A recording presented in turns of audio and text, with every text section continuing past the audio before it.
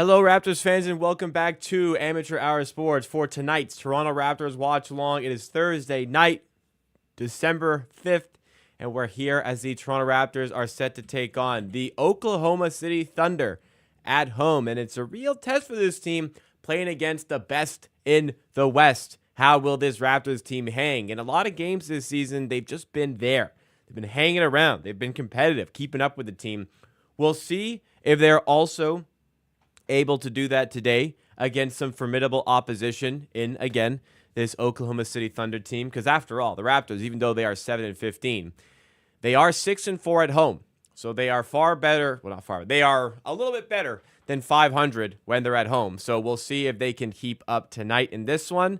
The problem is no Jakob Poeltl for this one. And the thought kind of dawned on me when I saw this. As soon as I saw Jakob Poeltl was questionable tonight and ends up actually missing the game due to illness. So I would imagine he'd be back for the next one. Sometimes you get sick, you know.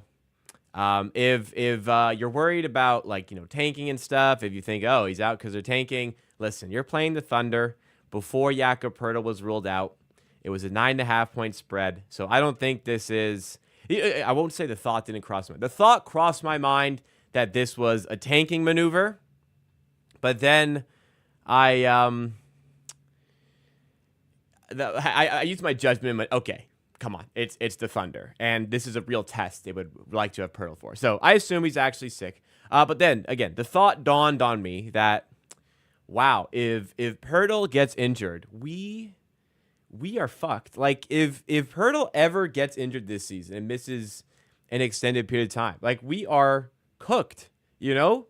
Last season, the Raptors were 4-28 without Poeltl, and I just thought, man, if he misses games, they just lose so much of their defense. They lose a ton. Poeltl is a key figure in the offense as well. They lose a ton of involvement here.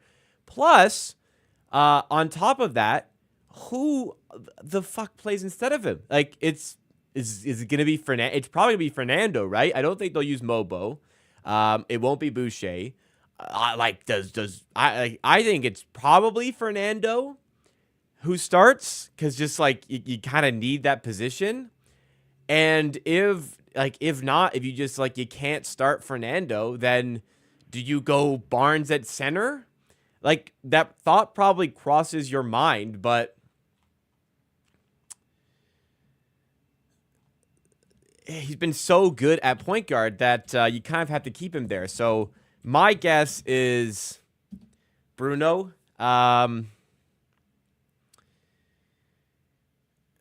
We will see. Lineups are out. Let's see if I'm right. Okay. Lineups are out. Okay. Well, I guess that solves it. It's Bruno. Oh, wow. Bruno has have the Raptors ever had a Bruno start for them in their entire history? Just fun little trivia, because I don't think, surely Bruno Caboclo never started for them. I'm going to double check if he got a garbage time game or something. Let me see. Yep. Just as I suspected. Bruno Caboclo did, in fact, start one game for the Raptors. That was in the 2015-16 season, which was his second season in the league. So at this point, he was 2 years away, because when he was drafted, he was 2 years away from being 2 years away. So at that point, he would have been 2 years away. I'm going to assume it was last game of the season type. No, it was not the last game of the season. Oh, okay, it was. It was. Oh, it wasn't. Sorry. Excuse me. He started, played 35 minutes, which is more than the rest of the season combined. What the hell happened in this game? What a weird little wrinkle. So he gets 2 minutes. So this 2015-16 season, he gets 111 here in a blowout, so garbage time. Then he gets 107, win by 17, another garbage time win, another garbage time game. 143 here, win by 14, garbage time. 133 here, win by 14, garbage time.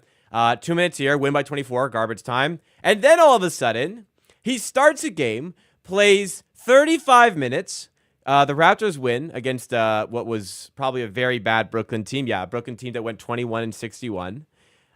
Gets 35 minutes, but he goes 1 of 9 from the field. He goes 1 of 7 from 3. Wow, what a strange stat line considering like the type of player that he has become as well. They just chucked the shit. He did make a 3, didn't make a 2.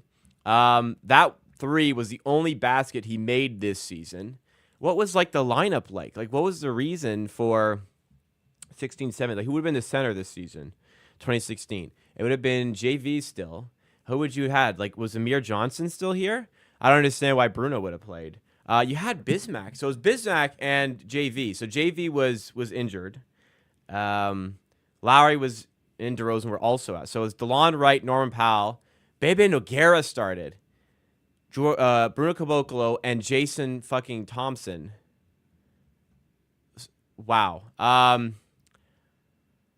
This team, DeLon Wright, Norman Powell, like 2016 Norman Powell, Bebe Nogueira, Bruno Caboclo, Jason Thompson started a fucking NBA game in 2016. And won.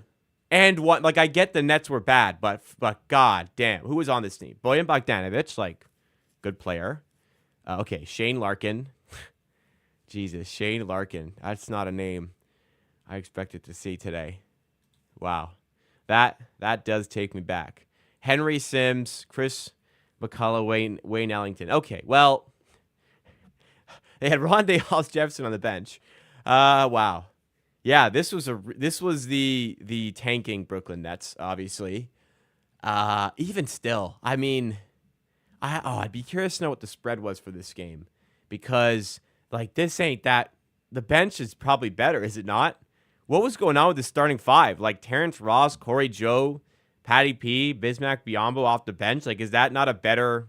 Is that bench not better than the starters? Did they just assume they could play whoever? Were they like up big time going into the fourth or something? Like, what was the score of the fourth quarter? They won. Wow, the Raptors won the fourth quarter 25-5. Oh, sorry. They lost the fourth quarter 30. I read their fouls. Like, what the hell are you talking about? 30-25. So they're up by 12 going into the fourth. They end up winning by 7.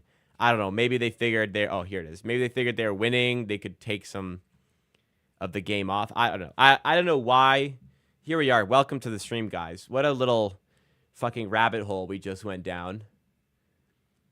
So to answer my question, yes, a Bruno has started for the Raptors previously. His name was Caboclo, and now we have Fernando. And watch somebody tell me, another guy named Bruno who played for this team, watch somebody tell me about that guy.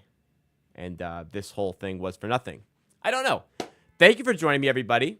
Appreciate y'all joining me nice and early on for the stream today. I'm pleased to say Amateur Sports is less than 100 subscribers away from getting to the 18,000 milestone. And we actually have an opportunity. It'll be close. I don't think we'll quite get there, but I think we'll get close to the milestone 18,000 subscribers by the end of 2024. We hit 16 right like 2 days, I think December 30th last year.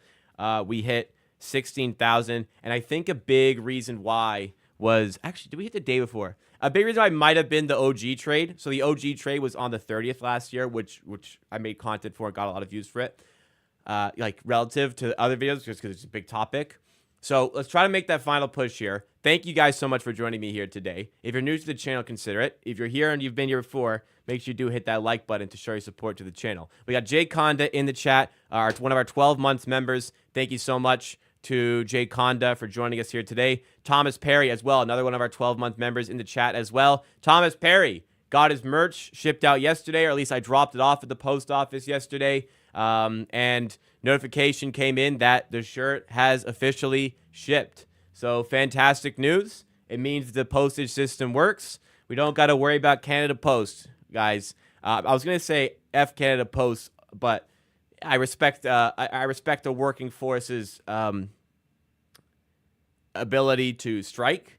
So I won't say F Canada Post, but we don't need them anymore. We don't need them. We found a replacement. We don't got to worry about them. You know, F Canada Post's higher-ups, the directors or whatever you want to call them. Screw those guys. You just lost some business here. We went with a different shipping company, and well, let's make sure the stuff gets delivered. But yeah, it's been shipped. All signs are pointing towards that being fine. Thomas Perry and a few other people have their merch now on the way through the mail. But if you're in Toronto, I can do local deliveries myself, save on shipping. You get your merch quicker if you do that as well, because you know it's coming directly from me. Or we can do a public meetup. We can meet at Union Station, Exhibition Go Station, something like that, which I've already done as well. So get your merch. Merch is out. I'm not rocking it today. Today I'm rocking actually the Shea Gilgeous-Alexander Canada jersey because we're playing him today. I want to show. You saw a little bit of the name, just to prove it's Shea. We're rocking the Canada jersey today just because it is Shea in town. But here is the merch in full effect. We've got the white hat here. This one's mine. But I have plenty of new ones. This one's mine. We got the AH hat with the design on the side. We got the black one as well, which is on top of my Fred VanVleet ball. We also have the shirt up here in the view as well. So make sure you guys support the channel by getting your merch. Also stickers. Stickers are free shipping, by the way. If you get some merch as well, they'll be included in your package. So you can add on more stickers, but you get a couple of these in your package if you do buy some merch as well. So check out the merch with the link that is pinned in the chat. And also, it's the first thing that's in the description is the merch link. So I would really appreciate it if you want to support the channel. It helps me out, first of all, and you get some really cool stuff in return, and it's really good quality stuff. Hopefully, as people start to get it delivered, they can vouch for the quality of the product as well, and not just take my word for it. But it's been a good week. We sold a good bit of merch, hoping to keep things going here. So appreciate everybody who has done so already. Appreciate anybody who is considering it as well. Let's say what's up to the rest of the people in the chat. We got Q-Man in chat, David Grabiek in chat, XSSSX, that's quite a name there. Environmental Canadian as well, who just hit the like button. Thank you so much. Mr. Bro joining us as well. AJP, Mr. Bro, I owe some stickers. Mr. Bro, send me a message on Kijiji, and I'll get you out your stickers. Brandon Travis in the chat as well. Thank you so much for joining. Everybody, Graham Vandervecht as well, watching the stream today. Appreciate everybody coming to hang out with me. This is the spread here is 9.5, 10.5. Who's out for the Thunder? I mean, they have Shea, they have Dort, they have Joe, Jalen Williams, J-Dub, Hartenstein. Is anybody missing for this team today? Like, how are they not going to win by, like, honest to God, how are they not going to win by, like 10 points? Listen, I'd love to keep it close.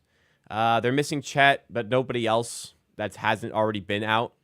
Like, nobody else of significance even. Nobody who's been playing other than Chet is missing here.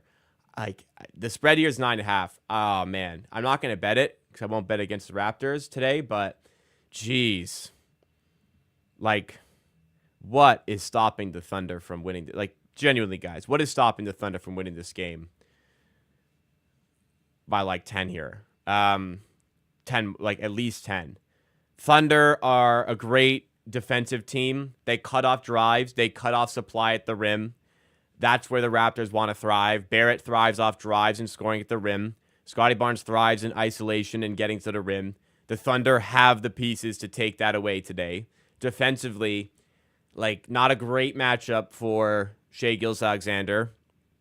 Like, they're going to have to put Abaji on him. Abaji can do a job, but Shea is kind of a different beast there. Like, even if you put Davian on him, there's a size discrepancy there because Shea's a big guard. Down low, Hartenstein. Like, the matchup there is Bruno Fernando today. And if it's not Fernando, it's somebody who doesn't have the size to compete with Hartenstein, who's been a beast since he's come back from injury for the Thunder. I mean, they've got Lou Dort defensively. All these fantastic players. Geez. I don't know, guys. I'm not feeling good about this one. I felt really good going into the Pacers game. Like, really good. I told you beforehand I think they'll win. Today, I don't. I agree with Rig Papa. I think they're going to game plan to stop the drives, especially for RJ Barrett. Barnes is going to have to be heroic from three, I think, today for the Raptors to stay in this, because that's what's going to get him. Grady's warming up. That would be big to have him in the floor spacing. If Grady's not in, then this is really cooked. I don't see any information on Grady Dick here. Let me see if something has come up. Let me see if something has come up for him. Oh, he's starting, so he's playing. He's starting. That's big. He's starting. So yes, Grady Dick is back. That's big for the team. I was so focused when I saw the starting five. I was so focused on Bruno Fernando that I just didn't even look at the rest of the team. Grady Dick is back. That's fantastic. That's definitely going to help with the floor spacing, but geez, they've got the stuff to cut us off today. I don't know, guys. I want to feel good and confident here, but even at home, geez, like the Raptors went 4-28 last year with Pirtle. 4-28. You understand me? They played 32 games without Pirtle last year and won 4 of them. 4. 1, 2, 3, 4. I just can't really see how the Raptors stay in this. Like, defensively, they're going to be a mess. Offensively, like this is the exact type of team that just takes away RJ's efficient game. So, look, prove me wrong. Would love to be surprised. Would love to go, holy shit, I can't believe we played that well against the Thunder. But I'm not confident. I'm not confident at all. Kime says they have to put Mobile in the line if Pirtle's out. You just need the size, especially against this team. You kind of needed the size. Why I felt like they'd go with Fernando, and they end up doing it here. David says, what team do we cheer for tonight? Well, I still think the Raptors have a desire to make the playoffs, so I'm in for the Raptors to win. Even though I am wearing my Shea jersey, it's just a little fun switch up to wear the Canada jersey, and but especially in the moments I can, and because. Now I have both arms with tattoos. I feel like I can wear sleeveless here. Am I pulling it off?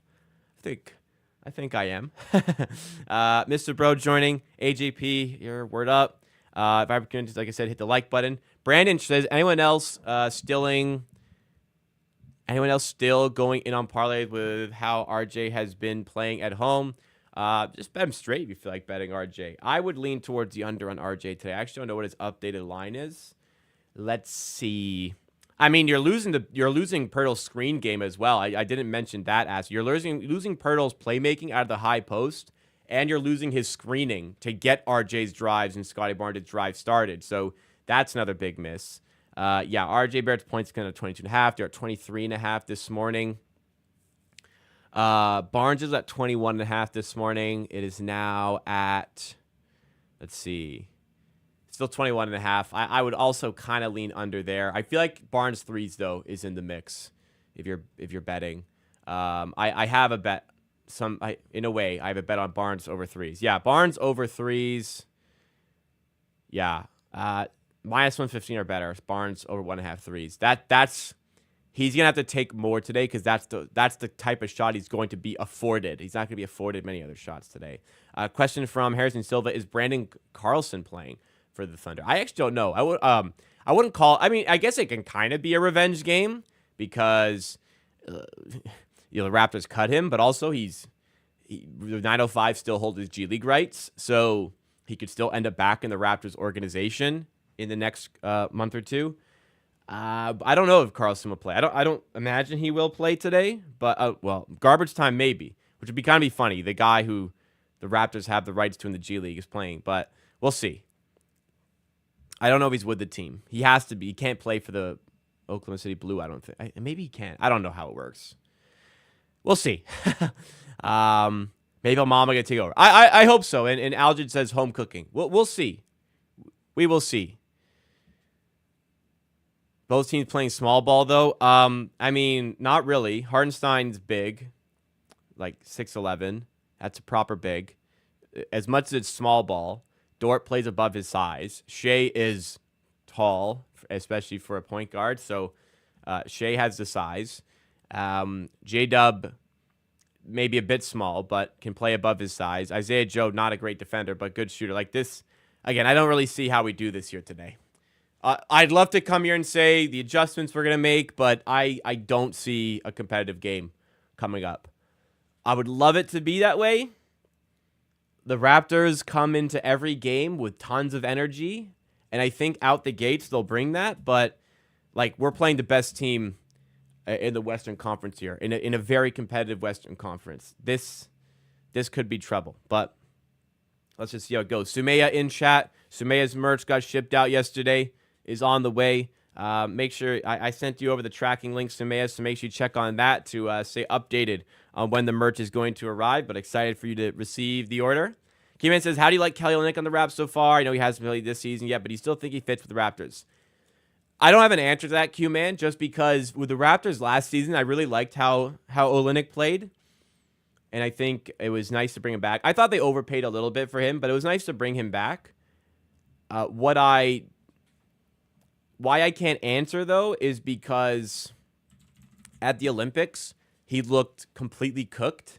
I don't know if that is the injury that he's recovering from. That was the issue, but he looked cooked at the Olympics. So if we get cooked Kelly Olynyk, which I saw at the Olympics, this won't look good.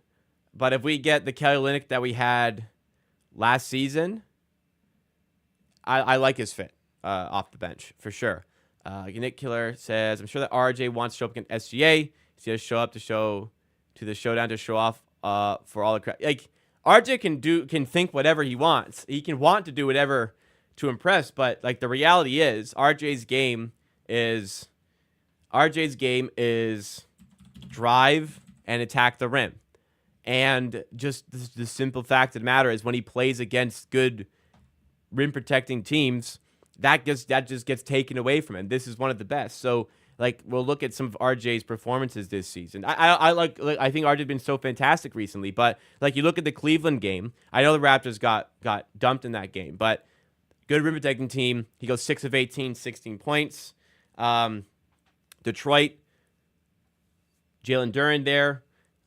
He goes 7 of 19 with 17 points, like lower scoring game.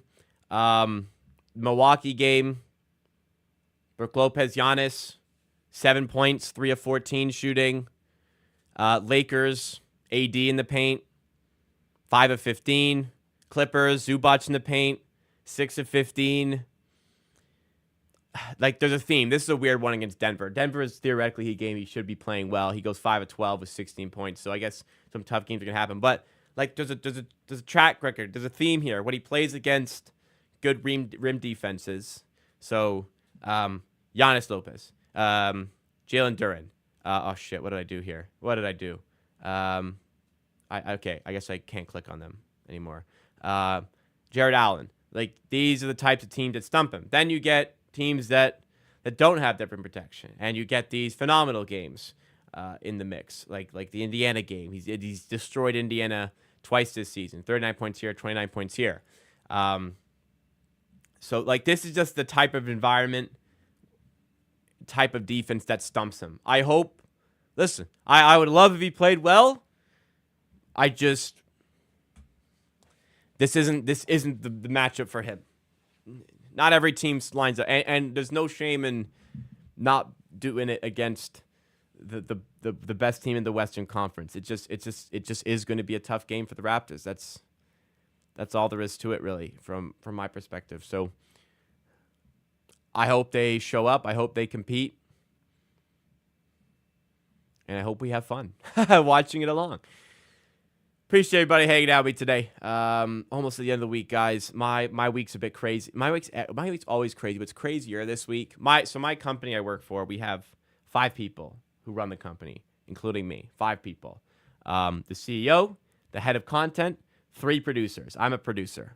One of our 3 producers is on vacation, so now it's 2 producers running the entire network.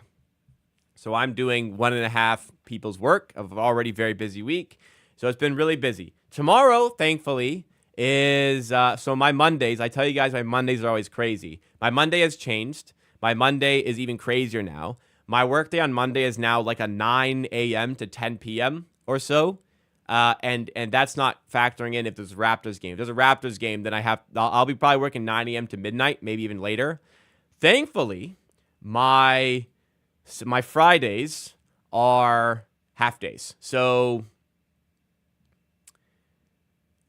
tomorrow I get a half day. That'll be fun. I get to chill a little bit. But to cover one of my coworkers on vacation, which I'm complaining about, but if I'm on vacation ever, or whoever's on vacation, the other two cover for the one guy who's away. So it's fine. Saturday, I got to do a little bit of work. So chilling a bit tomorrow. And then also, fun piece of content coming out tomorrow, 5 p.m. Eastern time, guys. I'm going to be live for members. Members only stream tomorrow. And what's great about the members Friday streams is that there's no Raptors game on a Friday so including this Friday, that's 1, 2, 3, 4 Fridays in a row. There is no Raptors game. One of them is the 27th, which I will see if I can do because of the holiday season.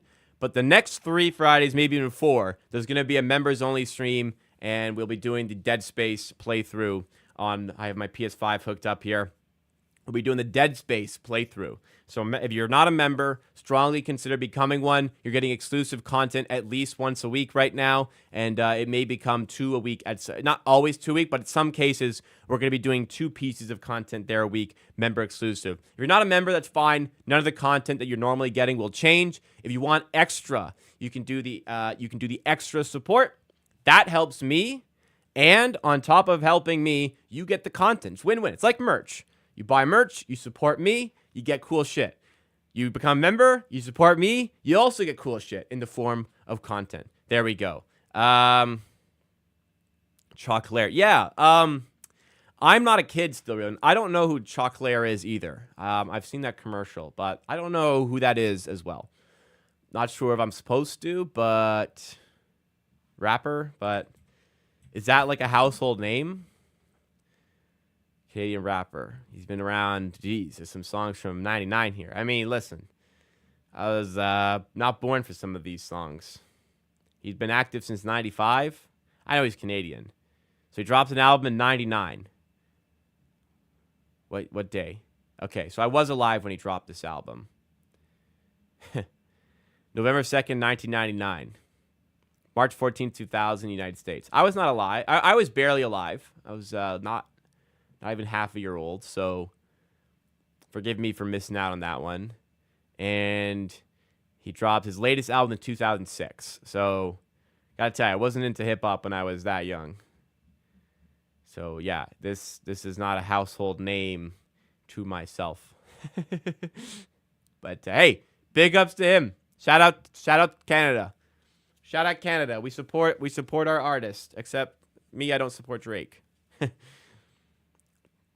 Who is your guys' number one on Spotify Wrapped or what is the Apple one? Apple like Replay is it called or something? I don't know. Who is number one? My number one? MF Doom, which I guess kind of checks out. If I got the man tattooed on my arm, it's only right that he's number one on my Spotify Wrapped. But that was my number one. Jelly Roll. You know, when I was in just random. When I was in New York. I went to MSG. Then I didn't go for his performance, but he was performing at MSG the day I was there. I was just doing a tour there. Travis Scott. I have seen live, actually. He opened when Kendrick released Damn. Travis wasn't like as popular as he is today. So Travis was the second opening act for Kendrick on his Damn concert, which I went to in 2016.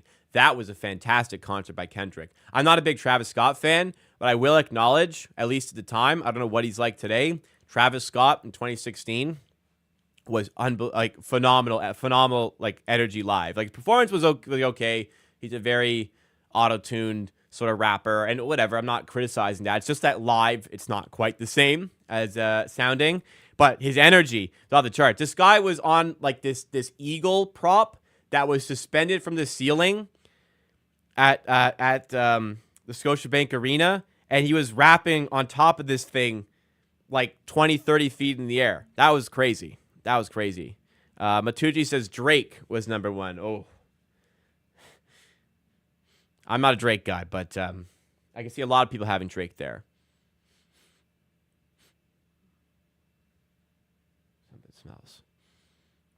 Something smells like it's burning. Let me investigate.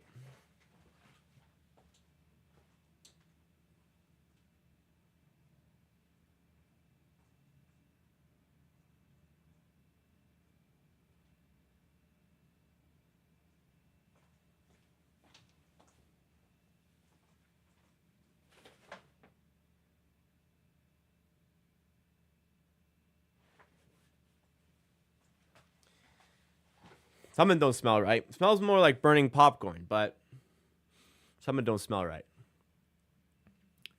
Did you see how the Blue Jays shouted out Kendrick Lamar on social media was taking shots at Drake? See, as a Toronto sports franchise, I'm not a fan of Drake. I wouldn't be taking shots at Drake, though it is kind of funny they did that. I wouldn't personally, if I was running a social media account for a Toronto sports team, be taking shots at Drake because so much of the fan base resonates with Drake because he's from Toronto especially, but that would be kind of funny. Paradise Lost is going to be a difficult game. It was going to be a difficult game with Pirtle. The fact that Pirtle's not here makes it worse, yes. I don't think they will let Bruce play because they're trying to trade him. They don't want him to get hurt. I disagree. I can see that point of view, Grim. A lot of people share it, and I'm not like disrespecting your opinion or anything. I just personally disagree. I think if Bruce is healthy, they play him, and I think that him playing can only increase his value. So I think if Bruce is healthy, he plays. Play my AI podcast for the stream. My AI podcast, what is that? I went to a Travis concert in 2019. Pretty hype, honestly. Brought up Migos and Drake. That would be pretty cool. Especially in 2019 as he was getting more popular. I wouldn't go see Travis Scott, but you can't get much better for an opener. Dram was the first opener. This like right when Broccoli came out or shortly after. So like he performed that, whatever. He was fun. Travis Scott was on for like over an hour, like an hour and a half or something. Travis Scott performed like an entire concert himself, and then Kendrick came out for like 2 hours, 2.5 hours. And did a bunch of stuff off of Good Kid, Mad City, off of To Pimp a Butterfly, and of course off of Damn, which was the tour he was on. Like, what a fucking night, honestly. 2016. People talk about 2016 a lot. 2016 is overrated. However, that was a really good time in 2016. Who's going to be the center? Bruno Fernando is starting for the Raptors today. They just need that size. They needed that size. Starting doesn't mean a lot. Like, Jacoby Walter has been starting, but not closing games. So, like, Jacoby Walter will start the game, then he'll finish the half, then he'll start the second half, then he won't come back in the game. So, maybe they do something similar with Bruno. Maybe they close small ball with Mitchell, or they close with Mobo instead. We'll see. But, yeah, Bruno, Crazy in 20 says, we are cooked. He's been playing better as of late, but I think they kind of had to start him. Grady Dick is back today, though. Grady Dick is back. So Walter back to the bench. I wonder what sort of role Walter will have now with Grady Dick here. Something doesn't smell right, man. Burning popcorn like can really carry. So maybe one of my neighbors burnt some popcorn, and that's what I'm selling. But something don't smell right here. I've been really enjoying GNX. What's GNX? Oh, the new Kendrick. Wow. Whoosh. The name just completely slipped my mind. I listened to a bit of it. I don't think I've quite dug into it fully yet, but from what I heard, it's good. It's a fun album. Not his best. Is it his worst? Not that it's not saying anything if I say it, but it might be his worst. Actually, I prefer it over Mr. Morale. They're all good. This is not the worst though. It's not his best, however. I prefer to Miss Morale. I personally do. I wasn't big on Miss Morale, but it was a fine album. Kendrick's best album is tough to pick. To Pimp a Butterfly is so good sonically, but and as from lyricism, Good Kid, Mad City is more bangers. That was like the coming out party for Kendrick. That was the, okay, take note, I'm fucking here. And then he got to do what he wanted to do on To Pimp a Butterfly. So that was him at his absolute creative peak. So if he wants to do just bangers, he could. He showed on Good Kid, Mad City. If he wants to do something that was more something that was something that was more meaningful, that he could do a project like that because of the strength of his previous project, and he killed it on both. Fantastic. Yes, I like Kendrick. Not enough to get him tattooed, unlike Mr. Doom here, who was my number one, as I said, this year. Did Snoop Dogg, did he put out another song or album here? You know, if you any of you have kids, can you like ask them, like, if they know Snoop Dogg, can you ask them why they think Snoop Dogg's famous? Because I feel like if you're a kid right now, you'd have no idea Snoop Dogg is famous because he's a musical artist. Like, he's just a famous personality now. He's no longer a rapper. Like, he's famous because he's a rapper, hip hop artist. Now, like, if you're a kid, you'd have no idea. What's another person that's completely evolved who they are? They got famous for something and are completely different now. Michael Strahan comes to mind. Hall of Fame NFL player. I believe he's Hall of Fame NFL player. Won a Super Bowl with the Giants. My Giants. Now he's on, like, Good Morning America. David Beckham's a pretty good one, actually. It's pretty good. It's a pretty good one. I feel like he's still very ingrained within, like, soccer. And I think the thing about David Beckham, he was so famous as a soccer player that, like, everybody knew who he was when he was playing soccer. But I guess if you're younger and you see David Beckham now, you don't know, like, okay, this guy's actually a fucking baller when he was younger. That is a good one, though. 50 Cent's kind of in that area now. John Travolta, I think he still proceeds as an actor. That's a decent one. Victoria Beckham, I guess, yeah, because she was an artist and now she isn't. Shannon Sharp, but he's still within sports a lot. But yeah, that's decent. Jay-Z kind of fits in to that. I guess if you just really propel yourself as a businessman, Jay-Z, not a businessman, he's a businessman. I guess when you start to do that. The Rock is actually probably the best one. That's the best example. You could definitely be fooled into, like, if you're not, like, he's kind of been back doing wrestling stuff, but yeah, pro wrestler who's now in, like, every fucking movie. Yeah, that might be the king of this conversation. Him and Snoop Dogg. The rest are good ones. That might be the best. The Rock. That's the perfect answer to this. All right. Fun little conversation. It's now game time. We lost a sub in that stretch. Somebody just said, fuck this guy talking about fucking music and celebrities. Bruce Jenner. That's actually, you know what? That's the best one. Yeah, that's it. That might take the cake, but for obvious reasons, I think that that they've taken their life in a different direction. But that's actually probably the best one. That you would have absolutely no idea what they accomplished previously in their life. That's a great one. That might be the winner. That's a great poll, Algie. All right, guys, game time. Raptors in tough. No Pirtle. Bruno Fernando starts and wins the jump ball for the Raptors. We are underway at the Scotiabank Arena. Raptors taking on the Oklahoma City Thunder. Oh, did he? A little bit. Still involved with the music. Well, not anymore, but yeah, a little bit. Abaji for three. First of the game doesn't go there. Here come the Thunder. Here's Shea. I like those shoes he's wearing. Perfectly match it with the blue to his uniform and then the orange. Shea, fadeaway two doesn't go. So it's RJ defending him there, actually. Okay. Barnes for three. Bang. Raptors lead by 3. Scotty Barnes. Yes, sir. The spot-up threes are going to be large today. If the Raptors want to compete, it's going to have to come a lot from Barnes spot-up threes. So, is it RJ?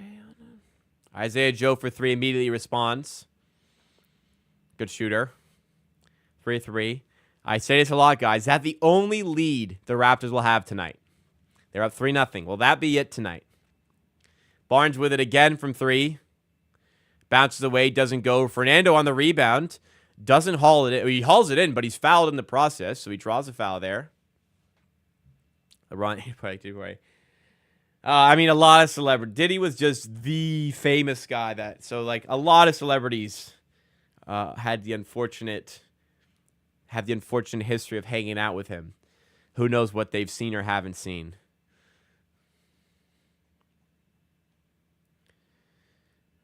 Wonder if any of them got baby oil on them themselves by accident. Abaji to the rim, blocked. Here come the Thunder again. Dort trying to take it to the rim. Drops it off to Joe. Short jumper is good. 5 points for Joe. And the Thunder lead 5-3. Barnes coming up with it again. Gonna need a lot of threes tonight. Barrett. RJ with it again. Now Fernando. RJ for three. Doesn't go. We're already attempted 3 threes. It's too insane. The Raptors have already attempted 4 threes. They recognize they're gonna have to get going from there tonight. No, I'm not saying hanging out with Diddy makes them guilty, but I'm saying it would be unfortunate to have associations with him, given what's transpired in the last year. It's not a good look to have associations. I'm not suggesting they're guilty for hanging out with him. But it's like, at this point, you don't really want to look back fondly on some of the photos you have with him. Shea in mid-range. So RJ still again on Shea. I will call this an interesting decision from the coaching staff. I would have personally gone with Abaji on Shea, but it's Barrett.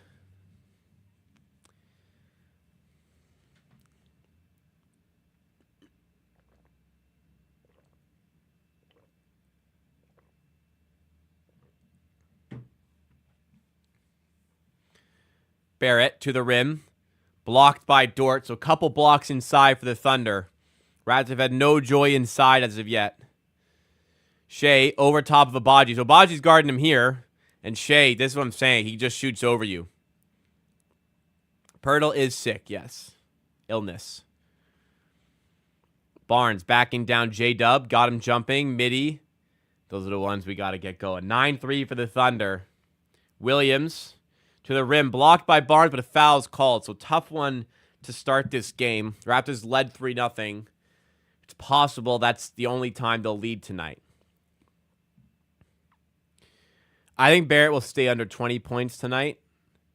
I think Barnes will probably go like 17, 9, and 6 or something.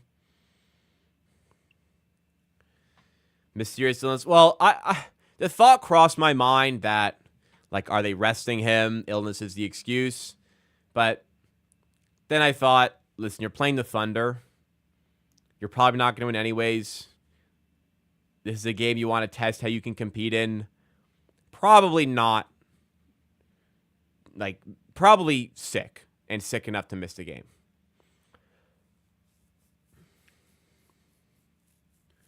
Scotty's better than Cade. If you disagree, you may struggle with your knowledge of ball. Barrett in the corner to Grady Dick, defended by Joe. So Grady's got a solid matchup here. This is one you got to take advantage of. Bruno Fernando, errant pass stolen by Hartenstein. Isaiah Joe inside, out to Shea. Foul out the three, jab step, then takes a three, doesn't go. Fernando's got to have that rebound. So right there's that's one Pirtle has. Fernando's got to come down with that rebound. Gets the switch onto Joe, out to J-Dub. Grady almost gets the steal, and then J-Dub recovers and is fouled by Fernando. Gotta get a stop here. This jersey's so fucking baggy on me now. All this shit I bought in extra large when I was an extra large man.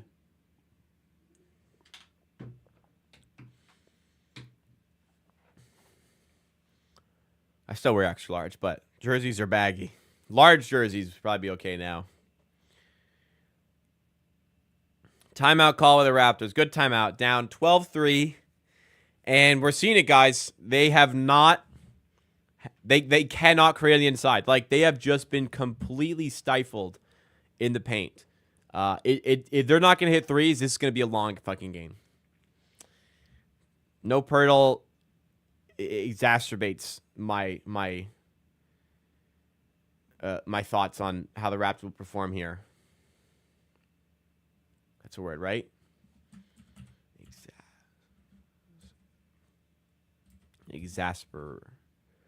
Exacerbate.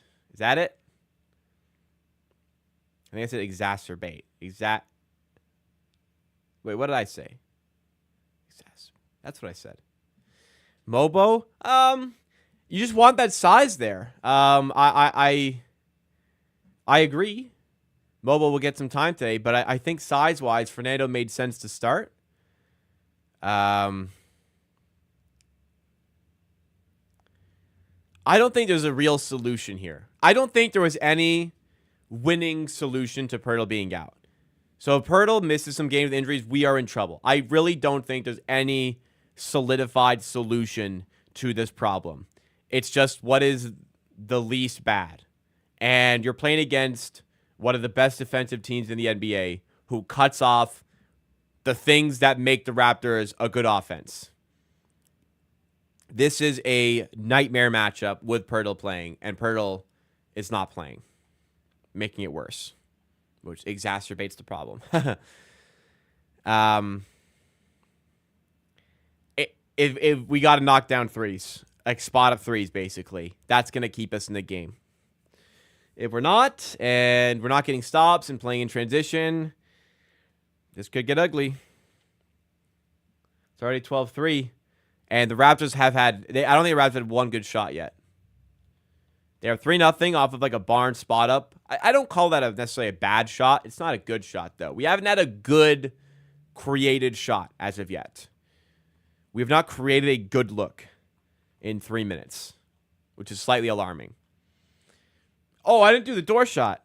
Or the ball in my hand. I was at the dollar store today, by the way. I went to the dollar store to find a replacement, and they didn't have any.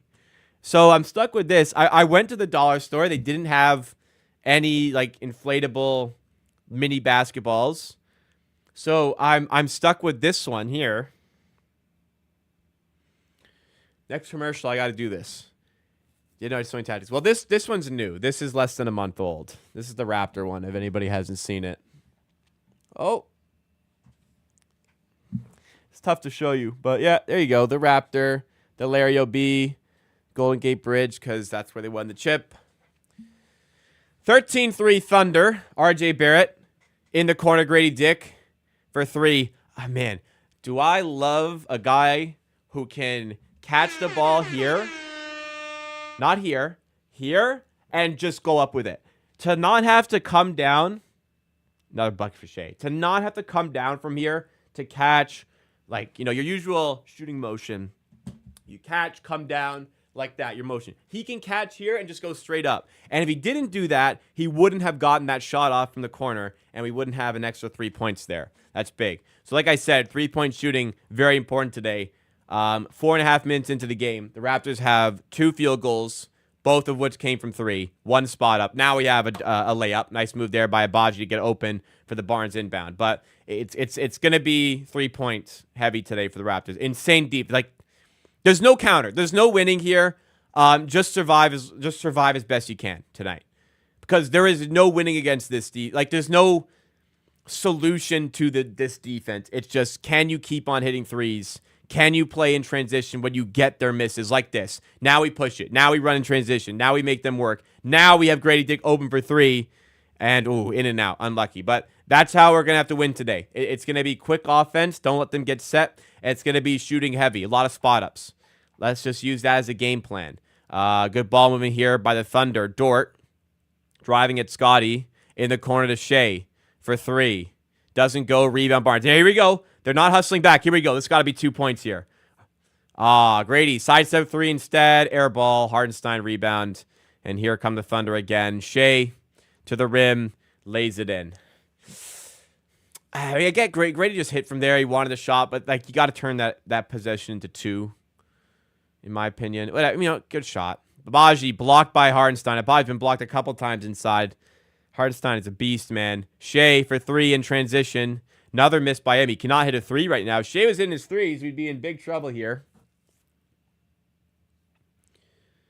Barrett in the paint, working on Dort, and he's fouled. Great job Barrett drawing the contact, getting to the line. If everybody is enjoying the stream or anybody is enjoying the stream, make sure you've hit that like button. We're exactly halfway through the first quarter.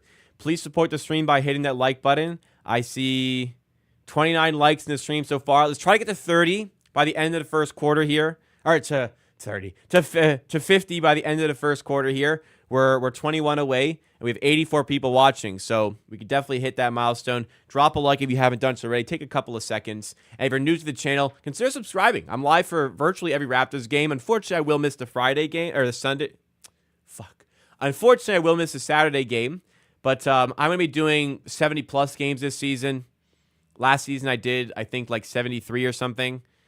I'm here for a lot of Raptors games. Subscribe to the channel for those, plus the videos throughout the week. I'll have a video coming out tomorrow. So even though I have a half day from work, I'm just going to be able to do my Raptors video later in the day. So, still working all day. You know me. J-Dub to the rim, lays it in. Thunder up 19-10 after RJ hit from the line. 19-10 Thunder. RJ to Walter in mid-range. Got to have that, Jacoby. Got to have that, Jacoby. Good look. Got to make those. From the elbow, wide open. You got to make those. Hartenstein to Joe. Fadeaway 2. No good. Rebound Walter. Raptors pushing the pace. So pace is a priority for the Raptors. Nice feed by Davia and Mobo. Ooh, he's fouled.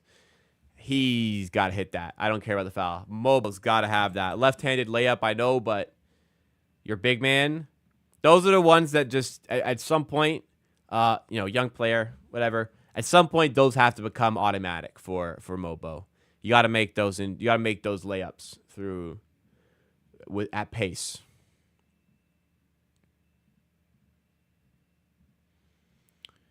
Let me pull up the box score here. I think that's foul trouble for Hartenstein, actually.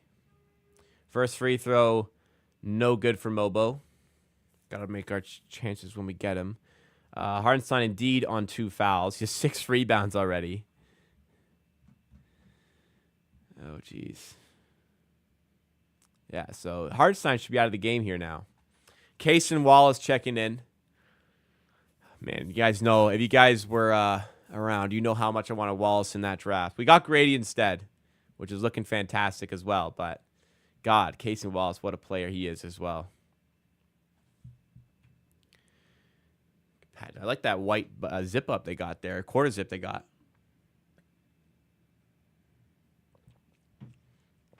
Raptors coach has always got that style. That Larry Tannenbaum behind him? No, it's not. Who is that? He looks familiar.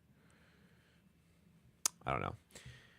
Mobo makes the second free throw. It's 19-11.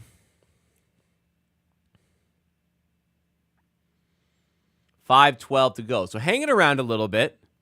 Thunder mostly haven't hit their threes, but they're not a good three-point shooting team. Now Dort will probably make this.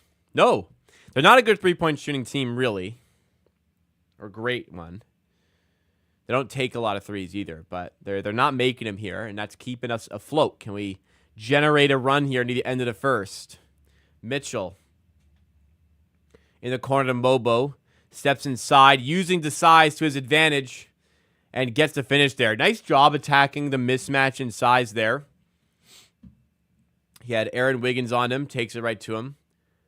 Other side, a foul called, and I looked at box score quickly. Did Shea get the N1? Yes. And one opportunity for Shea.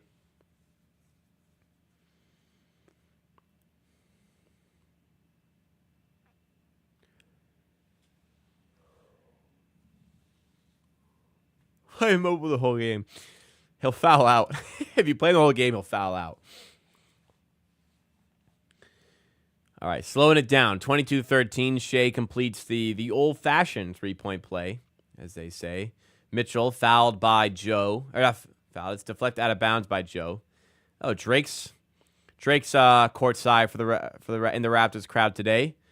I suspect they will not be administering him a microphone today. Kendrick Williams with his horrific haircut checking in. So bad. So bad. Abaji to Mitchell. Mitchell's wide open and won't shoot it. All right, now he shoots it. That's why they leave him open. Walter gets the rebound, though. Nice job by the rookie on the glass. We have Barrett underneath to Mobo. Chenrich Williams tying him up. Jump ball, man. How is this not a jump ball? Stolen. How the fuck's that not a jump ball? Dort, stripped by Davian Mitchell. Still kicks it out to Shea. He's on the floor. He still managed to huck it out there to Shea. Shea toying with Abaji, but missing the three. Wallace on the rebound. Gets it to Aaron Wiggins. Aaron Wiggins to Kendrick Williams. Open for three. Good shooter. Got it. 25-13 for the Thunder. Raptors have Abaji, Mobo, Barrett, Walter, and Mitchell on the floor. I wonder if we'll see Boucher soon. If you like the non-Hardenstein minutes, you should have Boucher in a little bit more. I mean, Walter got the shoot. I mean, yeah, I'd probably like to see some Boucher in this lineup, to be honest. Although, who'd he take out? I don't know. Watch the Thursday daytime Eastern time Greensboro Swarm Raptors. And if I get the Raptors, Raptors behind. Oh yeah, the 9-5 won that game. Yes, indeed.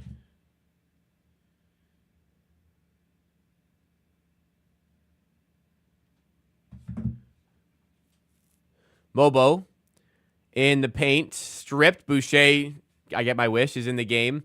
Takes a three ball at the shot clock. As the shot clock is going down, doesn't go. Eventually, the rebound's in Shea's hands. Boucher was on Shaqtin' a Fool the other day. For what? What did he do? I don't remember anything that would have put him in that. Barrett. Sorry, that's Alex J goes down there losing the ball. Boucher in transition to Mitchell. Back to Boucher. Nice move at the rim. Nice take. 10-point game. Boucher coming in and having an effect right away and showing off the Euro step to the Raptors bench.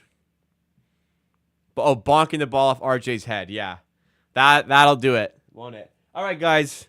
Let's do the door shot. We haven't done it yet. Maybe I'm procrastinating. Maybe I'm scared. But I'm 7 of 18. Got to start knocking some of these down. We got the door slightly ajar today once again. My girlfriend's at the gym. Let's see if I can make believe. Believe.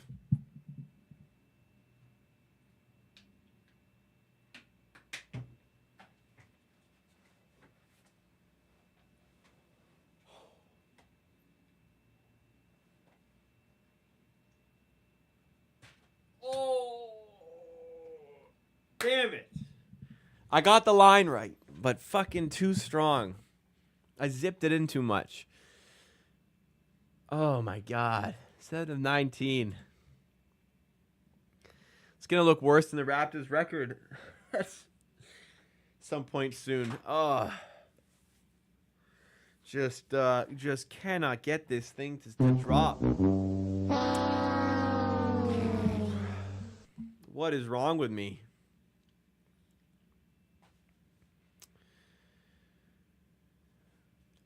Didn't know. I mean, I can see how it may have looked like it on your end. Unless my eyes deceive me, that was back rim and away. Let me see.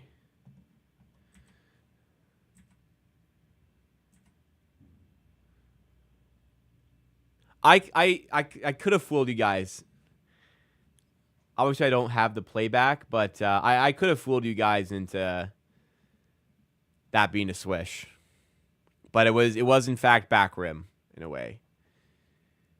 Yeah, that I could have fooled you guys with that. That does look like nothing but net. No, I ain't about that. I'm about the realness. It's for me. It ain't just for you. It's for me too. 7 of 19. Damn, dude. I stink. I stink. Wow. RJ rocking the fur. What is that fucking fur coat? I don't know about that. Was SGA and Westbrook on the Thunder at the same time?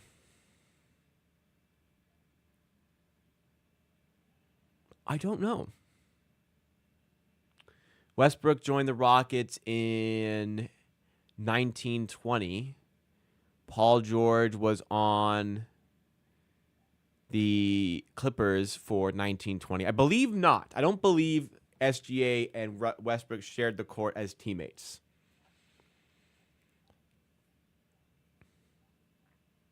Okay, see you later when the score's better. Have to do tomorrow. Well, Gordon, we may not see you at all because I don't think the score is going to get better here. Yeah, I was thinking that too, Thomas. My efficiency is worse than like a bad RJ game now.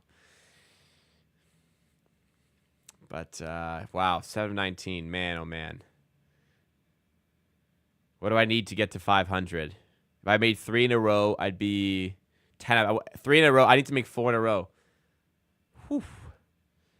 Yeah, 12. To be above 500, I need to make 4 in a row. That ain't gonna happen. It's getting to the point where now it's in my head as well because I know I need to make them now. Like I know, like every miss is just, oh my god, I need to make this, but it just ain't happening. For whatever reason. We've Shea at the line here for the Thunder. Gets the free throws to go. Yeah, I got the yips a little bit, don't I?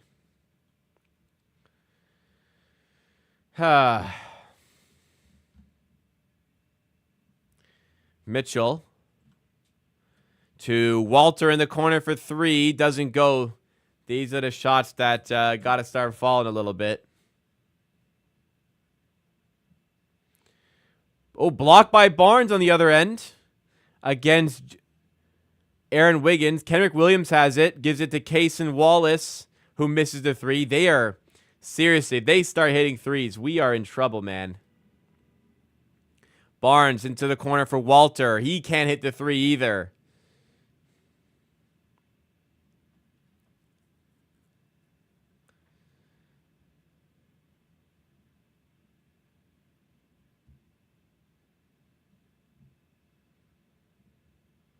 Mobo with it to Walter. Now Mobo stripped. Caruso has it now. 29-15. I was worried if the Raptors would be able to compete in this game. The answer so far is they just cannot score enough. 1:12 to go in the first. 15 points for the Raptors. Shea in the paint. Outside now to Aaron Wiggins for 3. No good. Rebound tipped away, and it's out of bounds for a Raptors ball. Yeah, Walter's just not been hitting the shots as of yet. Doing the other things right. It does remind me of Grady last season where he's doing the right things. The shot's just not falling. Difference is Grady was a really good college shooter, so I knew it would come. Walter was not a great college shooter, as he was kind of supposed to be.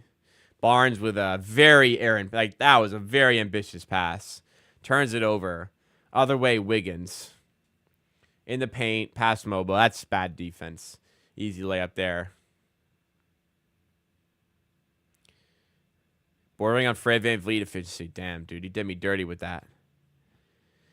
Boucher, turnaround 2. Trying to channel his inner KD. Can't get it to fall. 16-point game as the first quarter comes to a close. 20 seconds to go. Caruso for 3. Makes it. Man, Caruso's been shooting like shit this season, too. And he gets to go there. 34-15. Let's make it 2. Then we're like halfway to them. Boucher, layup. Okay. They're doubling us up. It's 34-17 unless they add on to it and I don't put it past them. 7.5 seconds. Shea going to rush up the floor here. 5 seconds. Open look for 3. Another miss. Williams the buzzer. Can't get it. And Barnes' full court heave doesn't go. Wow. Yeah, it's a tough one against a tough team, and no JV. I saw JV jersey courtside. It's because part of it's Pirtle being missing, but yeah, this is a tough one. I'm gonna go to the team stats first here. 23% from the field.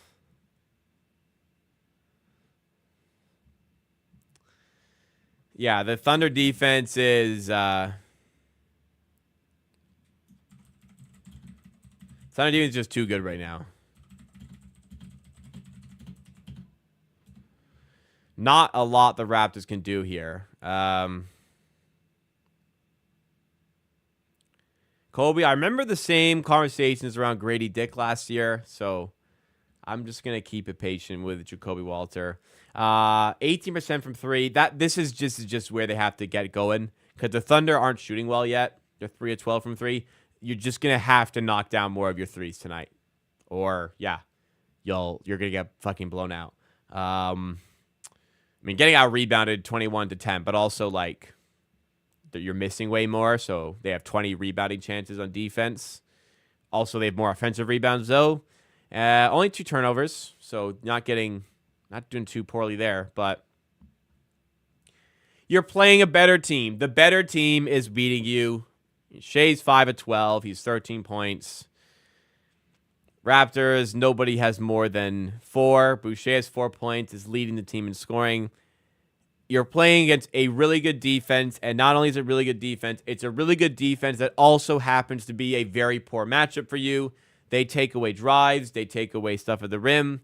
That's where the Raptors want to score today in every game.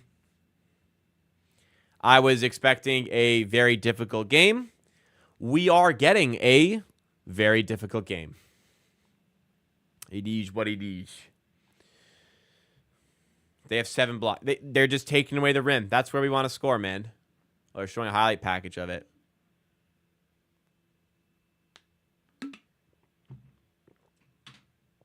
Two fast break points they're talking about too, which is, yeah, that's where you got to score. Don't let them get set. Easier said than done, but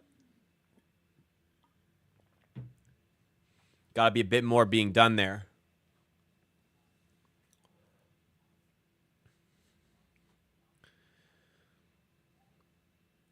Caruso bringing forward to Hartenstein. Back to Caruso.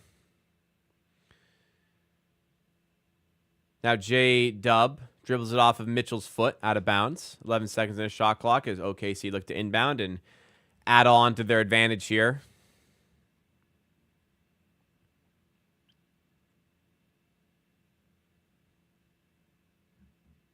Tough start.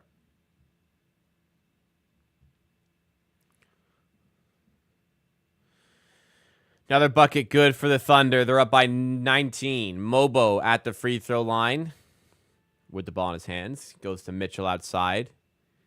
Who is that checked in?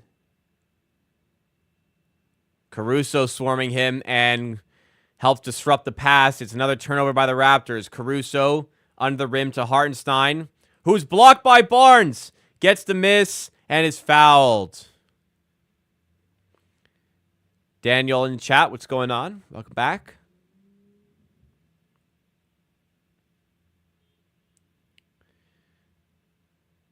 No one saying, well, they are setting screens, but OKC can switch everything because they have so many good defenders. OKC's just switching. Hartenstein at the line for the Thunder. Misses his first free throw. Still scoreless tonight, Isaiah Hartenstein. Man, shut the fuck up. It's funny. I look so much different than the Twitch days. When did I stop streaming on Twitch? Like 2021, 2022? I don't know what's different. I feel the same. I'm probably lighter. More facial hair maybe, but even that, right now it's very trim. I trimmed it yesterday. Don't know why. Grady Dick, saves one from going out of bounds. Gets to Mobo. Grady Dick has it back. Hartenstein missed both there. Oh, by the way, Boucher to the rim. Another block by the Thunder. Boucher gets it back. Misses the 3 ball. Here come the Thunder again. Caruso to Grady Dick. That's a steal. Other way, Grady Dick lobbed up to Boucher underneath the rim. Misses. Is that another block? Maybe. Do they have 9 blocks? Barnes, kick out to Grady Dick. Now Jamal Shed, deep 3. Front rim away. Barnes, nice rebound. Mobo underneath gets the finish. We're grinding to get our points here.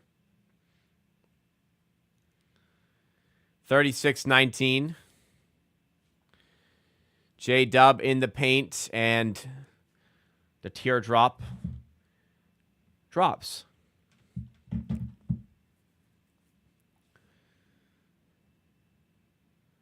Boucher under the rim, no good. Boucher's bringing the energy. He's as crazy in 20 says he's trash. J-Dub for 3. Christ, guys. It's 41-19. I would say Boucher's actually been okay.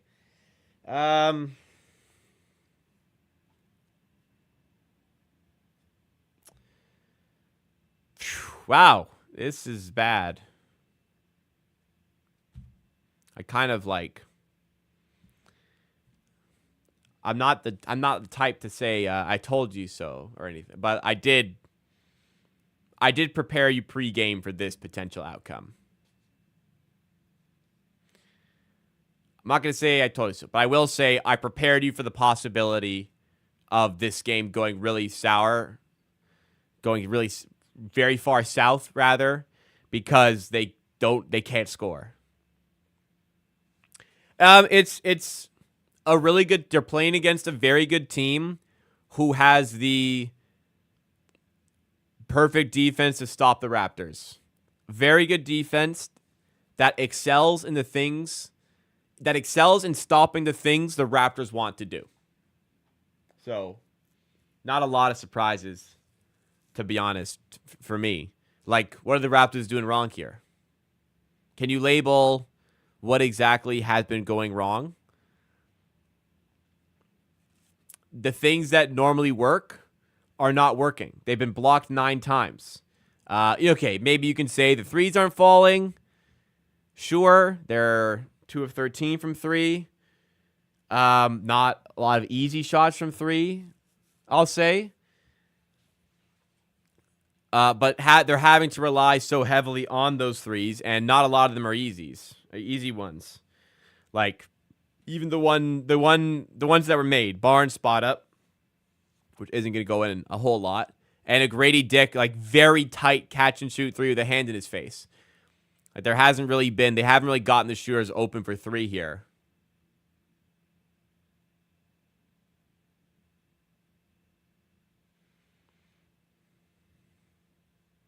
The refs, I don't think there's been any officiating issues.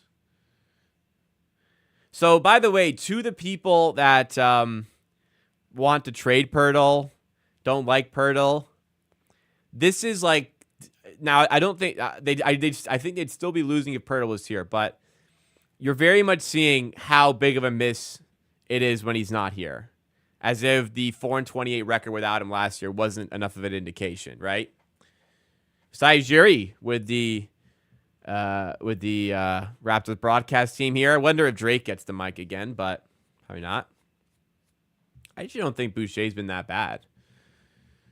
There's just, like, he's 2 of 8, but yeah, he's 2 of 8, but like he's trying stuff. He's bringing energy. They took him out, but I don't think there's a whole lot he was doing wrong. Barnes for 2, short jumper is good. 20-point game. 41-21. Not a great night to have Masai on the broadcast. Watching his team down 20. Hartenstein with Fernando guarding him. Dish to Kaysen. Tries to lob it to Hartenstein. It's a bad pass. Jamal Shed the other way. Drop off to Barnes. Back to Shed. Back to Barnes. Thought about the 3. Now going up against Mitchell on the other side. A lot of Mitchells, a lot of Williamses. Barnes double comes, gets it to Grady, and turnover. Another one. Wallace open for 3. 23-point game. 8:45 to go in the second quarter. Shed to Grady. Now Shed again for 3. Doesn't go. Fernando tips the rebound to Williams. J-Dub. Fadeaway 2. Doesn't go. Rebound Fernando. Not a lot to comment here. Big test for the Raptors. They're not rising to it. I can understand why. Long game to go here. Grady Dick for 3. And he drops it. See, like, these are the types of shots that have to fall, man. Grady Dick, heavily contested catch and shoot 3. Like, these are the type of shots that have to fall, or else nothing is going to go in. Casey Wallace again for 3. 47-24. 23-point game. Yeah, it's going to be a tough one.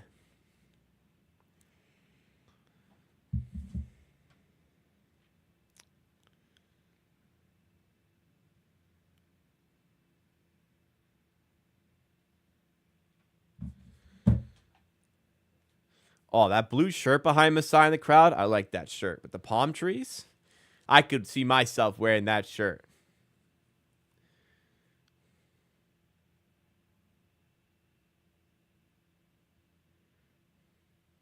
I don't think IQ purposely injured his elbow. What a weird take. 2 weeks is enough. 2 weeks, yeah, this injury that I don't know anything about, I've never had myself or experienced, it's got to be 2 weeks, right? You're lucky it's his non-shooting arm, too, or else he'd probably be out longer. It's his left arm, thankfully, that has the injury. Nameless? Don't Google it. Don't Google it. What injury does he have? Don't Google it. Don't look it up. Top of your head. What's the injury? What did he injure? That's 2 weeks tops. I guarantee you have no idea what his injury is. Don't say elbow. There's this. Listen, I don't know. I don't know either, but I'm not like complaining about it. Meniscus. Okay, meniscus is in the knee.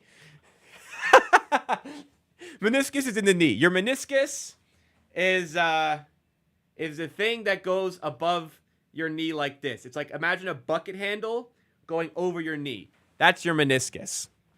That's funny, though. He has an elbow injury. I don't know what it is. Maybe it's his UCL, actually. I don't know if that's a thing. UCL. I actually do believe it's the UCL. UCL isn't the elbow. Anyways, it's elbow. UCL would have been a better guess than meniscus, which is in the knee. That's funny, though. Nameless, you in med school or what? 50-26, Hartenstein with the left. High off the glass. That's his first basket. I mean, we're limiting Hartenstein. That's good, right? Wow, Shea's 5 of 12, but he's 0 of 6 from 3. Johnny Smith's abdominal stretch. His battle hits a 3. External occipital protuberance. Is that made up or is that real? Because it could be either and I wouldn't be surprised. The Accelerate program. Oh. Mitchell, not ours, to the rim. No good. Shed was there. A little bit of defense. Why would I make something like that? I don't know. It just sounded fake. Let me see. Emmanuel quickly elbow injury.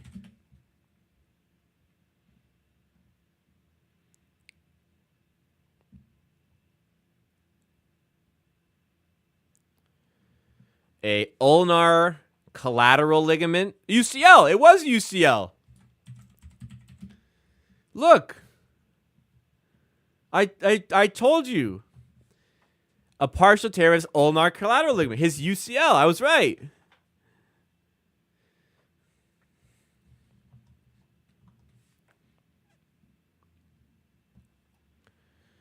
It's Bally Ginger. I don't know. What is Ginger? No. 52-29.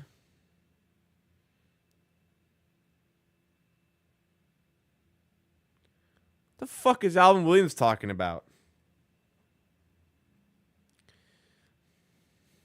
Yeah, close. Well, meniscus is wrong body part, so not close enough. But anyways, the point is he's very hurt, and for a while wasn't using both arms. I heard he had a sleeve on, so he was wearing a sleeve for a while, so he wasn't even using both arms. Did I hit the door shot? What the fuck do you think, man? Of course not. I suck. I'm terrible at basketball, Gregory. And the door shot serves as the reminder. Okay, the game. I do for now.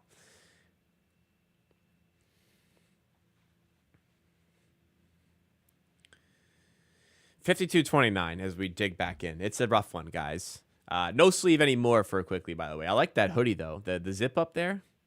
Give me all the Raptors gear. Give me all the Raptors gear. That white quarter zip they got, the coaches, yeah. I mean, my Ben Simmons era. What does that mean? You think I fell off?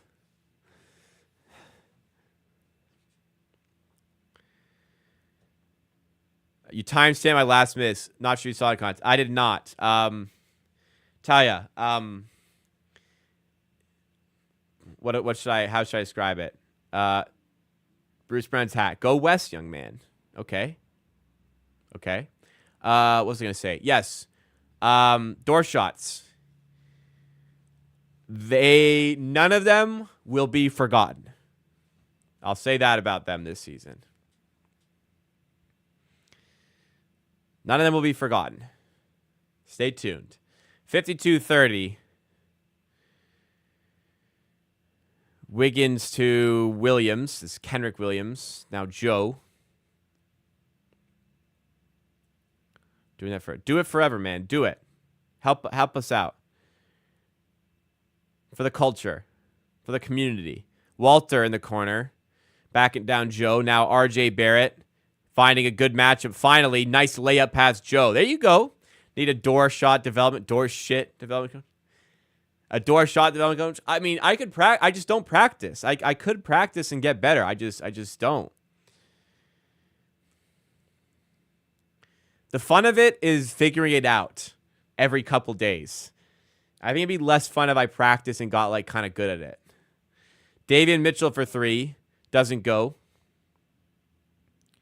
7-0 Detroit. Good to know, I guess. Layup by Dort, no good. Rebound by Barrett. 4-on-4 moving the other way. Walter, pump fake, inside, layup. Got the floater to drop. All right, nice little run here. It's a 20-point game. Door shot versus Raptors wins. Yeah, honestly, I said, granted, they've played more games than I have taken door shots. But I said at the start of the season, there's no way they will have more wins than I have door shots made. It's getting a bit dicey. I'm at 7, and I cannot improve beyond 7 today because I already missed.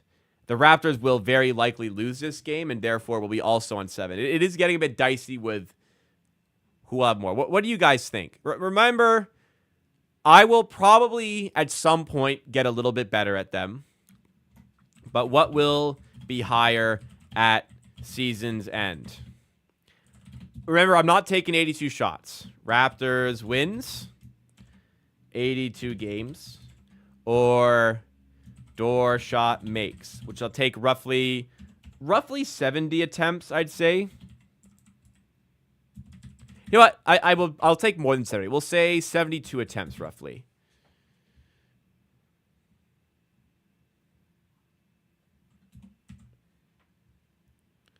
All right, vote on the poll. What do you think? Will I have more door shots made in about 72 attempts, or will the Raptors have more wins? While you're up there voting the poll, you can check out the link that is pinned in the chat. That link is also at the top of the description. It's the link to the merch. It's a link to amateur merch. It's my site on Kijiji. Message if you're interested in getting yourself some merch. We have the black hat and the white hat for $50. We have the shirt up on the wall here that's $35. We also have stickers here. 1 for $3, 2 for $5, 3 for $6. Free shipping on the stickers. There is shipping on the hat and shirt, but one shipping charge. If you get a order of multiple items, it's just one shipping charge. Plus, if you get a shirt or hat, you get some stickers in there for free as well. So get yourself some merch. Support the channel, support the content, and get some cool shit in return. Another way to support the content is by becoming a member. We have a few of our members in the chat right now. They'll have access tomorrow to the start of the playthrough of Dead Space on the PlayStation 5, a remake of a game from the early 2000s that I never played then. I'm playing it now. I'm playing the remake now. But I'm going to be live tomorrow at 5 p.m. Eastern Time for members, as I will be for every Friday. Should be every Friday for the next few months, or next few weeks. To do this playthrough. So if you're thinking about becoming a member, now's the best time to do it because the playthrough starts tomorrow. So you don't want to miss the start of things. No point of joining halfway through. You want to see the journey, get involved tomorrow, and become a member today. $4.99 Canadian a month.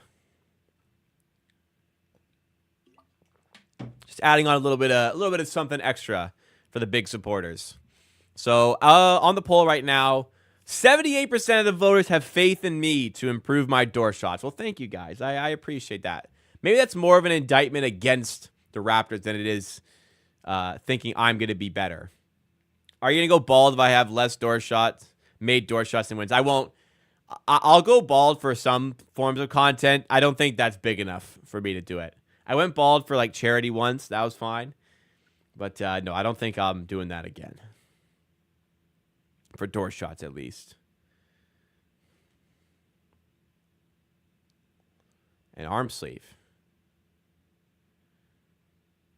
What's the reason I'm shooting the open door? The door is open when my girlfriend is not home, and so my dog can come in if my dog feels like coming in. So basically, it's just so I'm not locking out my dog when I'm home alone with my dog. So if it's ever open, it's because my girlfriend's not here and my dog is. If it's ever closed, it's because my girlfriend's here and my dog doesn't need to come in here. Mitchell hits the deck for the Raptors on offense and eventually ties it up for a jump ball, which he will probably lose. What if I move the shot to halftime? No, I don't think that'll help. 3 shots in a row equals pizza. Then I have to buy it. Sure, man. Maybe 3 shots in a row, I'll get pizza. If I mount it right behind... Well, I can't because this is a closet door. This is a sliding closet door. So I can't attach to that. As Grady, lucky, banks in a 3 here. I can't mount it here because this is the back of the closet, the sliding closet door. So this other side here slides over top of this one, so I can't put it there. It has to be here. I could obviously put it here, but I like having the jerseys here for the view. It's got to stay where it is. I just got to get better. You know, all these excuses we're trying to make for myself here, I just have to be better and make some shots. Abaji, corner 3 is good. 17-point game.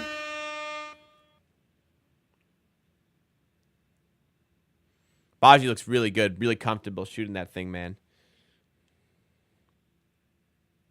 Shea out to Joe for 3. And, well, we had a bank. Now they got a bank. Isaiah Joe banks it in.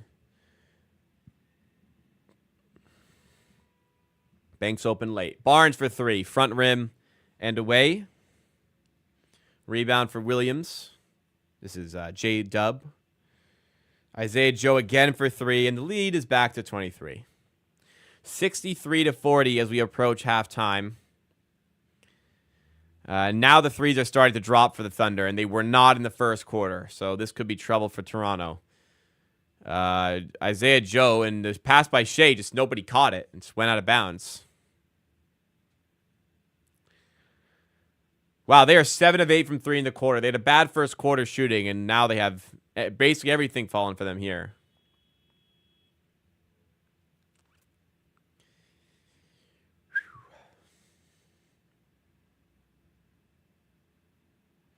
Barnes to Barrett for 3. Does not go. Rebound Shea. OKC definitely have a shot to win it all. And think about it. They have the Clippers pick this year. They have the swap.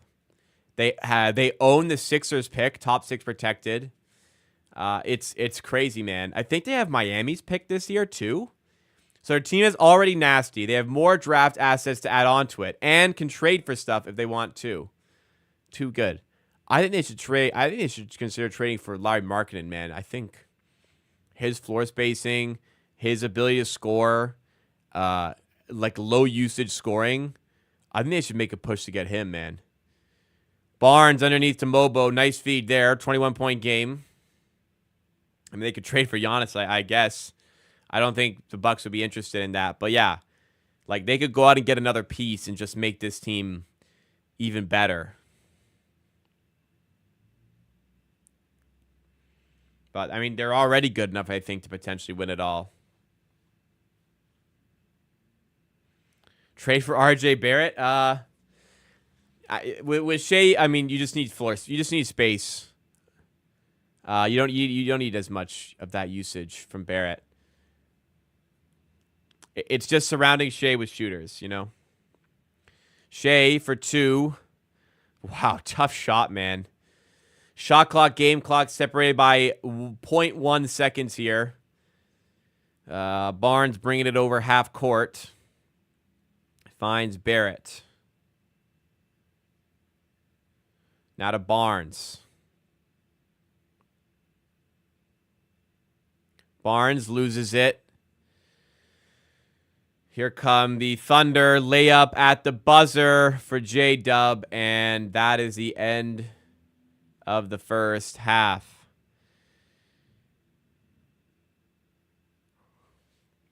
(67-42). It's the largest lead they've had. Well, that'll do it for the half. Would Halliburton fit? I mean, I guess, but you don't need ball handlers. You need shooters. You need size and shooters. A sizable wing shooter. I think a Baju would actually be interesting for them. Like they need like an OG type guy that takes away the other team's best player, and then they're gonna win the chip. Hard to get. Yeah, I kind of thought this game could go this way. I'm not super surprised. Maybe 25 was a bit unexpected, but also like they have every counter for us. Like what could we possibly do? You know, we're shooting poorly, I guess, but what could we really do today to win this game? I don't think a lot. So tough one, but let's see if we can have a better second half, as maybe they take the foot off the gas a little bit, and we'll see. I'll be live for the second half. Just a moment here. I'm going to quickly fill up my water, go to the bathroom, get a nice little 2-minute refresh. When I come back, we'll go through the box score here and see what's up. While I'm gone, drop a like, subscribe if you're new. Check out the merch with a link in the description as well. We have merch out. We got shirts. We got hats.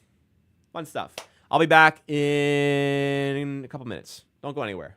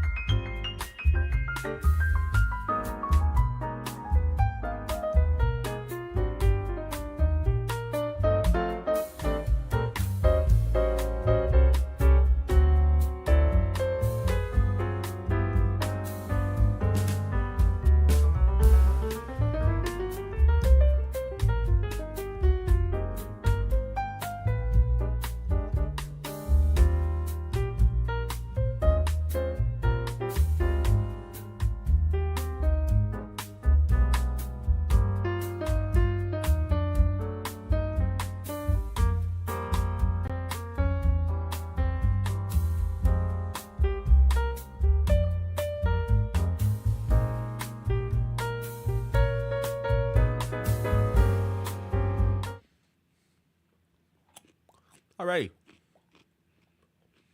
Little pickles. Pickles to keep me going. No cramps, right? You know people do that. They eat pickles so they don't get cramps. So if you see a basketball player get subbed out and eat pickles, it might be because they have cramps. I don't want to cramp up on you guys here. Whoa. What have I walked into here?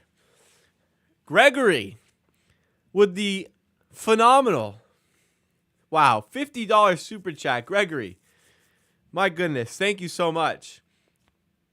I really appreciate that. Colin says Merry Christmas. Merry Christmas to you. Happy holidays if you don't celebrate.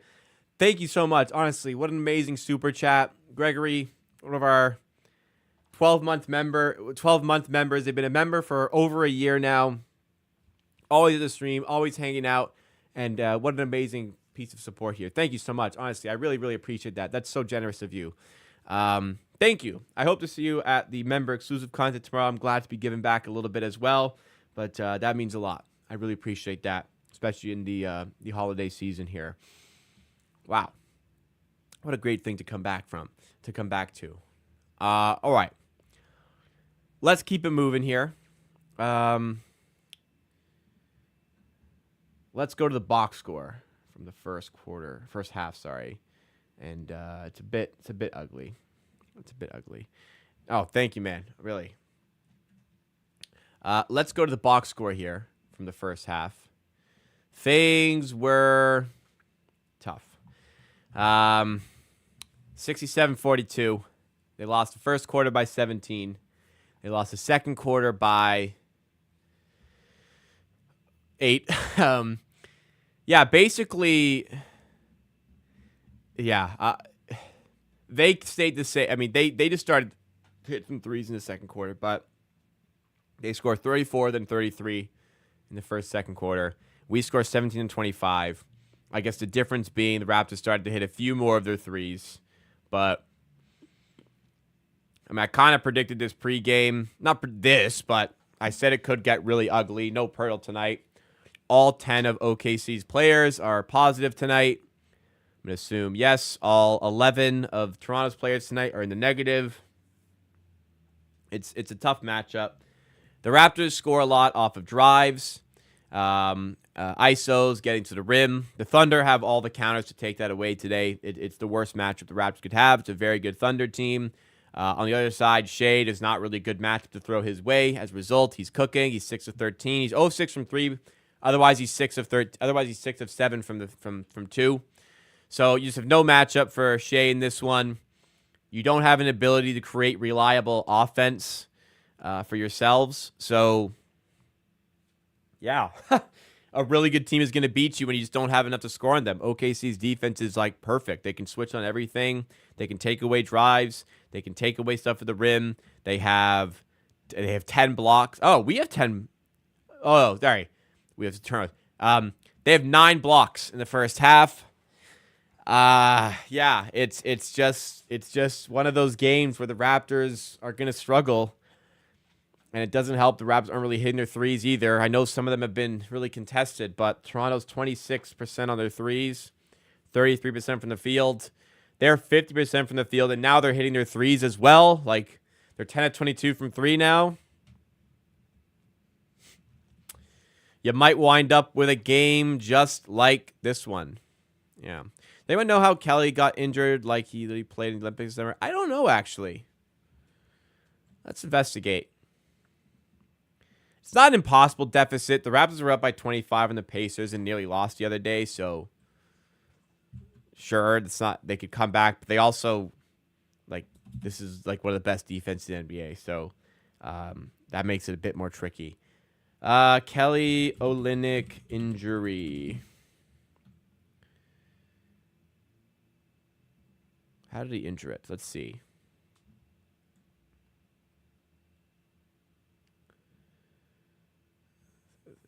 Okay. Olynyk out for okay. Missed a third straight preseason game with back stiffness, so it's uncertain if the issue is major. It is major. All right, somebody trying to keep the veteran big as healthy as possible ahead of the next year. No, it is major. Great. No information there. Updates.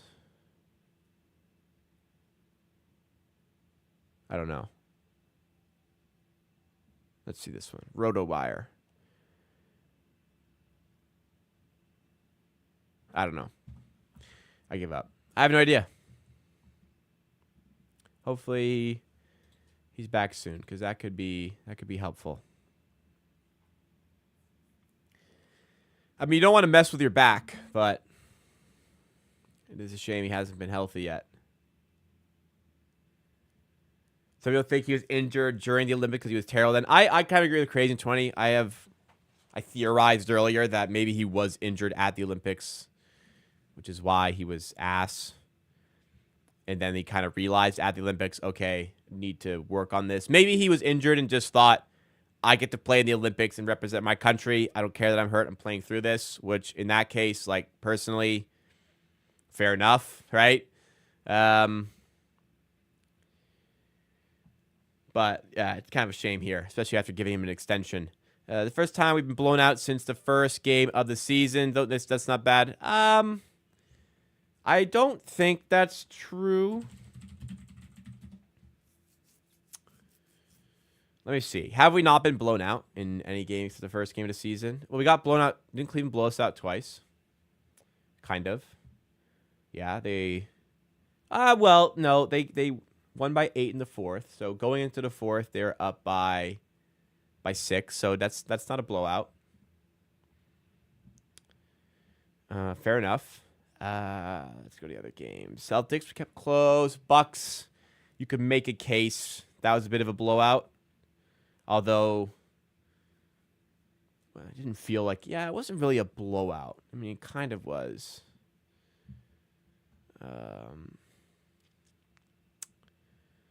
Lakers blew us out. This was a blowout. This was a blowout. They got blown out against the Lakers. Oh yeah, no, they weren't though, because it was a 14-point swing in the fourth quarter. I remember the game. It was tight until the fourth quarter. Like, when's the last time the game was done at like halftime, like today? The other Lakers game, but then we made it close in the end. Kings, it was tight going into the fourth in this one. I guess Timberwolves led throughout here. I didn't watch this game. We won the fourth quarter. This was a bit more of a blowout. So I guess you're kind of right. Maybe you could argue early against the Timberwolves. But yeah, they really just don't get blown out, do they? It's a good point there from Andrew. I want to see a historic 60-game blowout of the Raptors. I don't want to see them get blown out by 60. Is it fair to say that these players, Grady Dick, Scotty Barnes, David Mitchell, Ochai, Body, are struggling to drive, penetrate the defense? Does it have something to do with their ball handling skills? It has something to do with OKC's defense being perfect. You're playing a really good defense. They take away what you want to do. Heard I mentioned earlier, and it had me thinking, do you all feel like Tyrese Halliburton was too distracted by WWE and non-basketball stuff, resulting in his season decline? WWE. I think he's coming back from an injury that's clearly affecting him. And his confidence build low. I feel like it's an injury related for him at the moment. We'll see when he starts to get healthier. Can we acknowledge how bad Scotty Barnes' shot selection is? How does this not frustrate you? I don't think it's bad. Like the spot up threes, especially today, like basically you're just not getting a lot of shots off if you're not taking spot up threes today. So Barnes has to take them. As far as the threes go, maybe he takes a bit too much, but like your point, like there's just not a lot of shooting here, especially when Grady Dick was out. You need to add some vertical spacing. He's a decent shooter, so I don't mind it. You have to mix it up a little bit, and I think the spot up three is a way for Barnes to mix it up. I don't mind it. I don't think his shot selection is that bad. Did you guys see, by the way, the new WNBA logo and name for the Toronto franchise? So I'm very excited for the WNBA franchise. But the Toronto Tempo is their name. I don't like the name. I don't think it's a good... Toronto Tempo? Tempo? I don't think it's a good name. The logo fucking stinks. The logo sucks. I don't know what the fuck you can do with a logo when your name is the Tempo. Their logo sucks. Their name sucks. That's a shame. I look forward to watching them. I hope their tickets are cheap, because if so, I'm going to be at some games. Their name sucks, and I don't like it. Hopefully they come up with some cool merch, though. Gregory, forgive me if you talked about it earlier. I was late in chat, but what do you think are the odds of Artie being an all-star this year? 5%, maybe. Like, team is way, 10%. Like, the team sucks. That's the big thing. The team doesn't suck, but the team has not won enough games for him to really be in that conversation. I don't think it's going to happen here, unfortunately, Gregory. I'd love it, but I don't think it's going to happen. Second half has begun, and Barnes lays it in to get us started for the second half, trimming the lead a little bit. If the Raptors are like a top 5 seed and Barrett's playing like this the rest of the way, I think he could do it, but not with the current record. I'm a Toronto Tempo fan. I'm a fan of the tempo. Like, some names in the NBA are weird. Like, Pacers is a weird one. That's just, like, kind of ingrained now. Knicks, I guess, is a weird one, but I don't know. Tempo just doesn't do it for me. The logo as well. The logo stinks. The logo sucks. I don't know how that got approved. Seriously.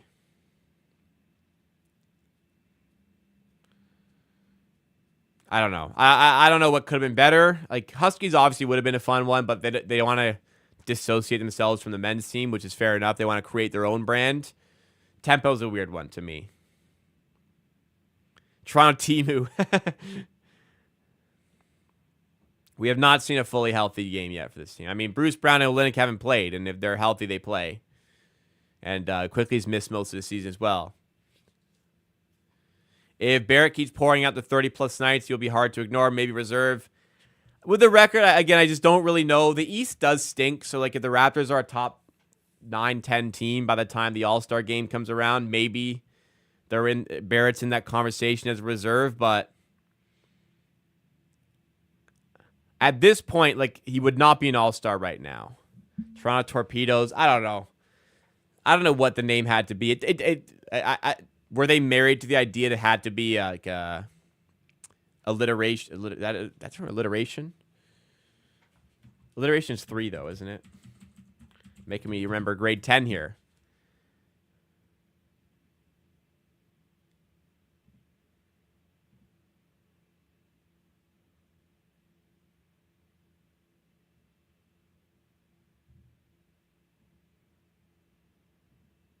I think alliteration is 3. Anyways, did they have to use the Toronto Tabarnak?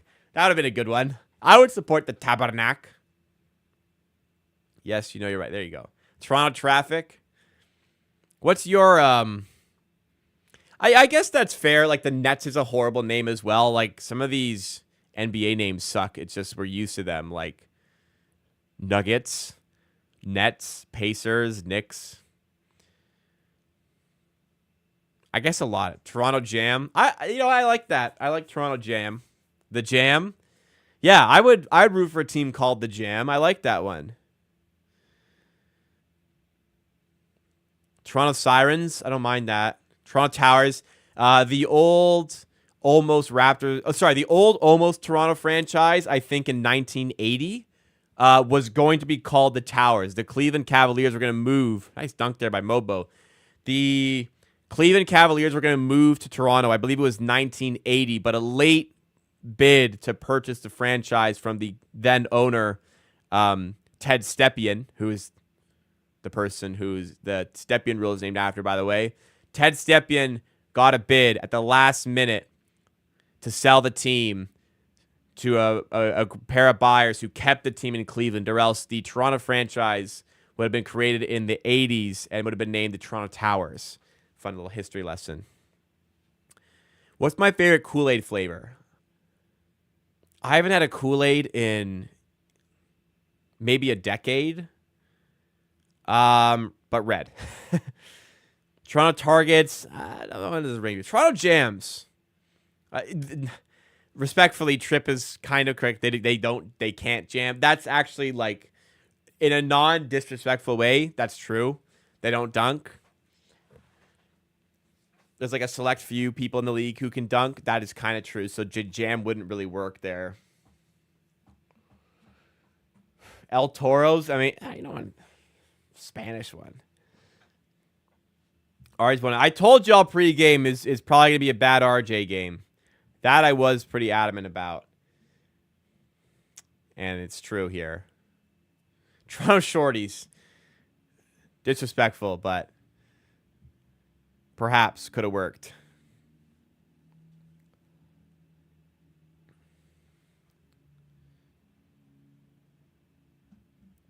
Toronto Beavers is worse than Shorties, to be honest. You gotta think about that one a little bit more. Let's not get too disrespectful. Oh, that got me, bro. That's not funny, but it is. It's not funny. It isn't. The Torontonians. Could you imagine? What's Raptors? The Raptors not a 5 is a bad name too, by the way. A lot of sports teams, I guess, but you know what? Considering the names that are out there, maybe the tempo isn't that bad. Although I don't like, I don't love names that can't be like made plural and singular. You know, like this is a Toronto Raptor. These are the Toronto Raptors with an S. I like plural names. So are they the Tempos, or is it only as a Toronto Tempo? Toronto Tempos. I don't know.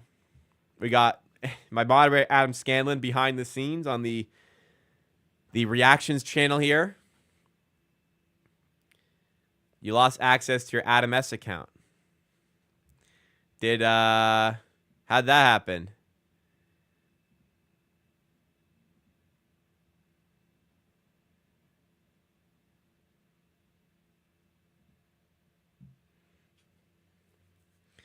How did that happen, Adam? The Toronto Raptors. Tempo. Yeah, let's not do that. Looks smaggy.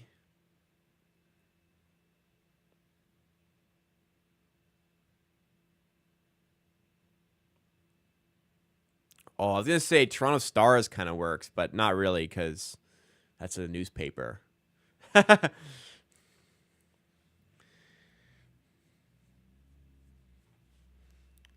Think expire will respect. I guess that kind of makes sense, but maybe you needed to get a new email anyways instead of using your respectfully. Maybe it was time to get a new email instead of the school email, right? Maybe it was time. It was time. Maybe they did you a favor. Well, we got our moderator Adam S behind the scenes now. Grady Dick with the jumper, 72-48. Yeah, it's an ugly one, by the way, if you don't know the score. Toronto Tings. That's, yeah, of course. Shorties, Tings. Toronto Traffic Jam. Toronto Jam still sounds cool. It's just they don't jam. The Toronto finger rolls, finger roll layups, front layups. Toronto Shooter. No, wow. Toronto Shooter is bad.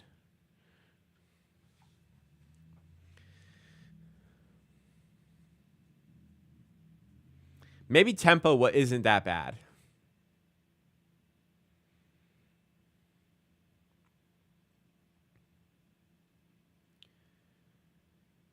Joe for 3. Bam. Another big one. 75-48. 27-point game here.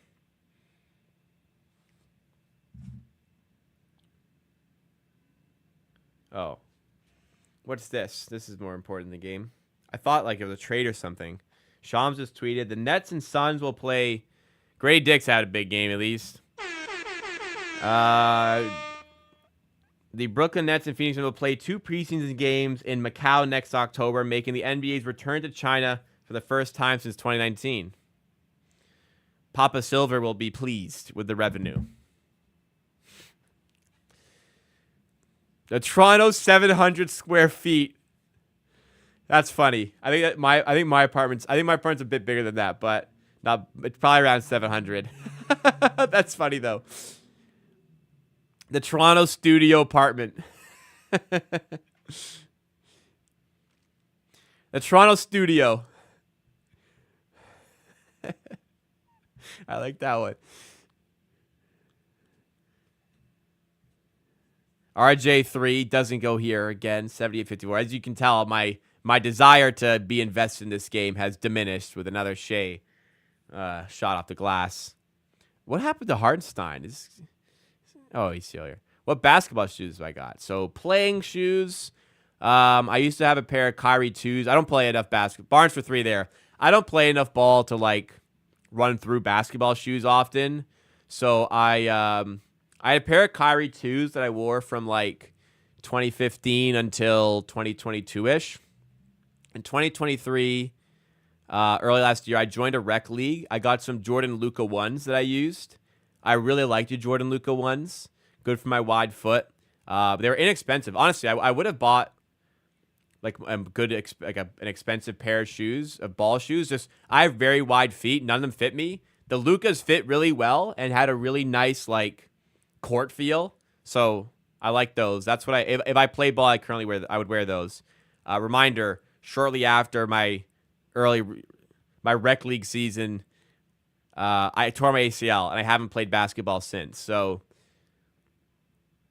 when I'm back to playing, if I ever come back in a rec league, I'm sure maybe one day, I'll wear my Jordan Luca 1s. Other than that, I got a pair of Jordan 1s. I guess you call those ball shoes. I don't play in them, obviously. I think that's it right now. I had some more Jordans I sold, though. I just don't wear them enough. I got wide feet, and Jordans are uncomfortable. Jordan 1s are not bad, though. You live in Toronto. Are people hype about getting a WNBA team? I mean, I'm not like... I live in Toronto. I'm not like, outside. It's not like I'm on the subway and, hey, man, you excited about a WNBA team? The discourse on Twitter is that it's people are excited. I guess we'll see when tickets go live, how expensive they are, and if they sell out. I'd like to go to some games. I'm excited. I'd like to go to some games, but have I heard the buzz around town? I wouldn't say so. If that, not to disrespect the question, it's just I don't know. I don't have a good answer. Toronto Pterodactyls. Toronto Pterodactyls, Toronto Huskies. The thing about that is they want to be their own entity. They want to be their own brand. They don't want to be piggybacking off of the Raptors, which I guess fair enough. Huskies probably would have been the perfect answer. But first of all, the Minnesota Lynx exist. It would be really hard to come up with a logo for the Huskies that would be different enough from the Lynx logo. The reason the Toronto Raptors weren't considering Toronto Huskies as a name was because they couldn't come up with branding for Huskies that was different enough from the Timberwolves. So from a market separation perspective, they couldn't really go with Huskies. So the same thing could be applied to the women's team when it comes to the Lynx. And they also want to be their own thing. They don't want to piggyback off of the men's team, which is fair enough. Tempo, seeing some of the names that it could have been, Tempo isn't that bad. I like Talons as well. That's not bad. But again, you want to be different. You don't want it to be dinosaur related. But I'm excited to go. Yeah, I'm excited to go to some games. I'll be there. I was a 905 ticket holder. I'll be there. That's the most fucked up one so far, Alan.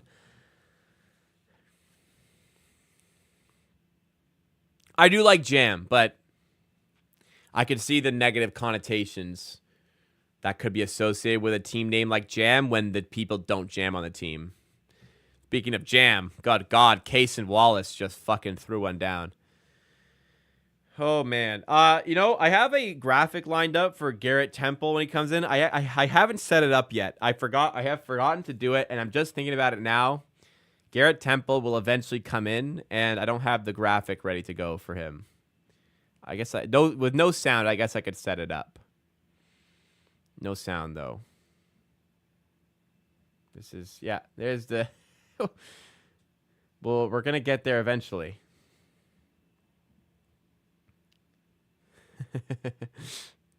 Little sneak peek at what's to come.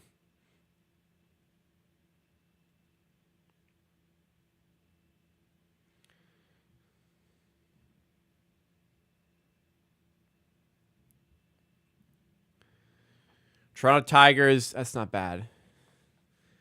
Toronto Temples. It's the Cleveland Browns are named after a former coach, something Brown. So it's not. It has happened before where they named their team after a coach. So let's say Garrett Temple got into coaching. Let's say he became the Toronto WNBA head coach. They could name it the Toronto Temples.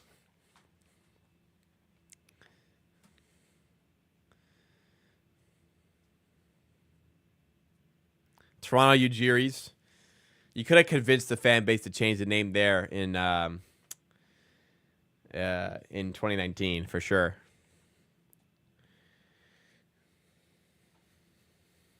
Brandon Carlson, yeah. Raptors not 5 still have his rights for the G League if he ever does return there. So we can get him back. 87-57 here. Seeing some negative Barnes discourse. So you have to remember here, they're taking away Barnes' game today because they're taking away drives. They're taking away ISO. Barnes is 4 assists away from a triple-double. They're taking away his ISO because they have really good defenders and they're switching everything.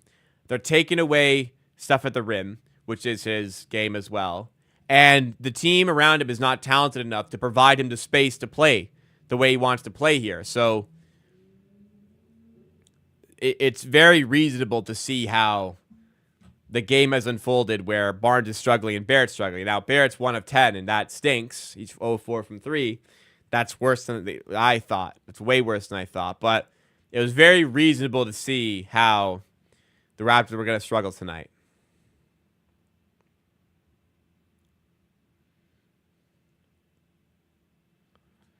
Like, there's just no help on offense tonight. Like, Grady Dick's playing well, but other than that, like, there's not much there. I mean, Barnes is still 10, 9, and 6, 4 of 11 shooting. Like, it's not, I wouldn't call that a horrific performance or anything. Toronto Taco is the name I can get behind. What did I eat today? Rowlett asks. Tell you guys, every morning, I eat the same thing every morning. The same thing. I get this Swedish rye bread from No Frills. I have 2 slices of that. I put a 1/4 cup of cottage cheese as my sauce on it. Sometimes I'll mix a tablespoon of mayo in with it if I can add on, I track my macros. If I have enough space for extra fat in the morning, I'll have mayo in there as well. Then I'll put some Frank's Red Hot on top of that sauce, the cottage cheese, which is the sauce in this case. I'll put red onions. It's purple onion, red, whatever, same thing. I put red onions on top of that. Then I'll lay down 2 slices of cold cuts. So low-fat cold cuts like roast beef, ham, or turkey, or chicken breast. Right. Lately, I've been using this kielbasa-style ham, which is really tasty, from Ziggy's. 2 slices, 1 on each piece of bread. Then I come down with, I put 2 eggs in a pan, 2 large eggs in a pan, and then I pour 1/2 cup of egg white over top of that. So it's like a circle. Cover that 75% of the way through the cooking process. I'll cut it into quarters in the pan, the eggs. I'll pour a little bit of water in, cover it so it steams and cooks the egg yolks a little bit because I don't flip them. It'll cook the egg yolks a little bit, but I still want them runny. Then I put 2/4 of the egg thing I've made on each slice of bread. I'll eat it with a knife and fork, open face. I eat that every morning. Some days, I'll put some beans on it, like the Heinz breakfast beans you can get. I'll put a quarter cup of that on it sometimes on top of the sauce underneath everything else. And some days we'll have like we have I have Cobb's bread right now, so I just had Cobb's bread instead of the rye bread. But basically, I had the same thing every morning. For lunch, I made some mean pork tenderloin burrito. Holy shit! I made amazing. One of the best things I made. Pork tenderloin burrito. Pork tenderloin, cilantro, sour cream, salsa. Old Pasta makes a taco sauce, which is good. I cooked the pork tenderloin in tahini seasoning, which was bomb. Then I added feta, corn, red onion. What a combo. That was delicious. What a combo. For dinner, I had this Bulgarian sandwich I found a recipe for. You take ground beef, mix it with oregano, coriander, cumin. I love cumin. Salt and pepper. I put a bit of garlic in there. And then cut up some white onion, put it in there. Make a patty. Smash it down. I guess you can form a patty. I smashed my patties. Put that onto bread that has... so the recipe doesn't call for sauce. I do tablespoon of Dijon and a tablespoon of mayo mixed together. Lather that on the 2 slices of bread. Then I go down with hot pickled peppers on top of the sauce there. Then I come down with my patty. I do 2 of these, open face. Come down with the patty. I have 2 open face kind of burger sandwiches. That recipe is delicious. It's so quick. And every meal I described is extremely healthy, extremely macro friendly. I use low-fat mayo. I use extra lean ground beef. Pork tenderloin is like no fat in it. All these are very healthy meals I just gave you, by the way. I eat that egg dish breakfast every single morning, packed with protein, a little bit of fat in the egg yolk and stuff, but like all those meals are packed with protein, low calorie, low fat stuff. And then I have a snack every day, which is a smoothie. Cup of strawberries, half cup blueberries, half cup pineapple, scoop of protein powder, and fill it with water. And blend it. Every day. That's a typical day. I mix it up, but breakfast stays the same every day. Smoothie stays the same every day. Mitchell, corner 3.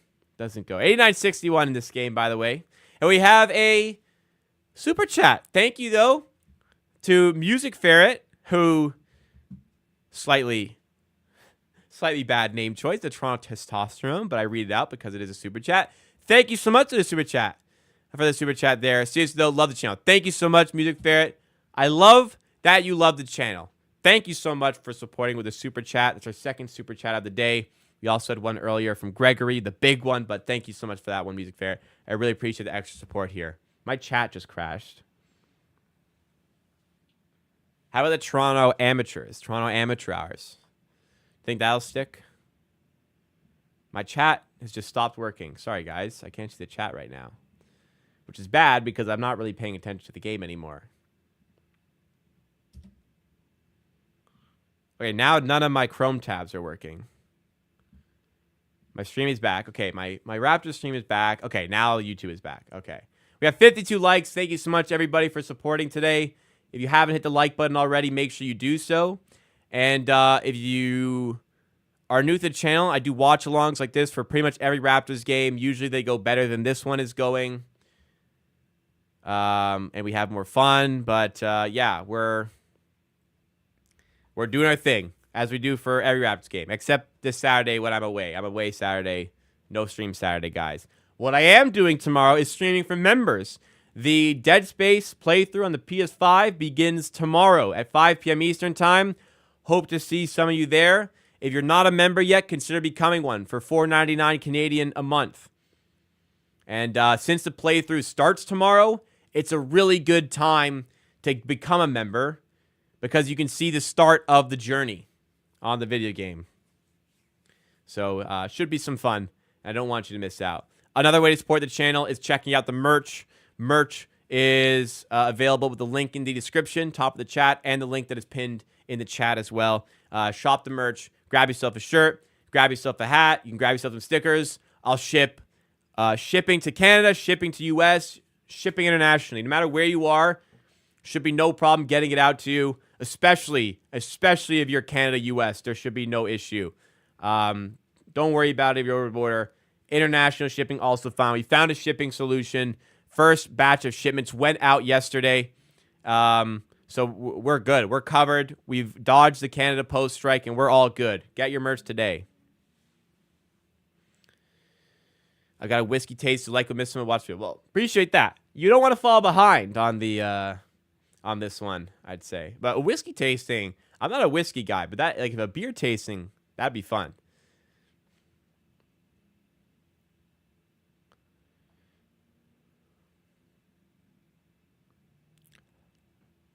It's not like breaking news. Breaking news. Player struggles against a team that has really good defense. Like, it's a good defensive team. Wow, Gregory. Unbelievable today. Gregory coming through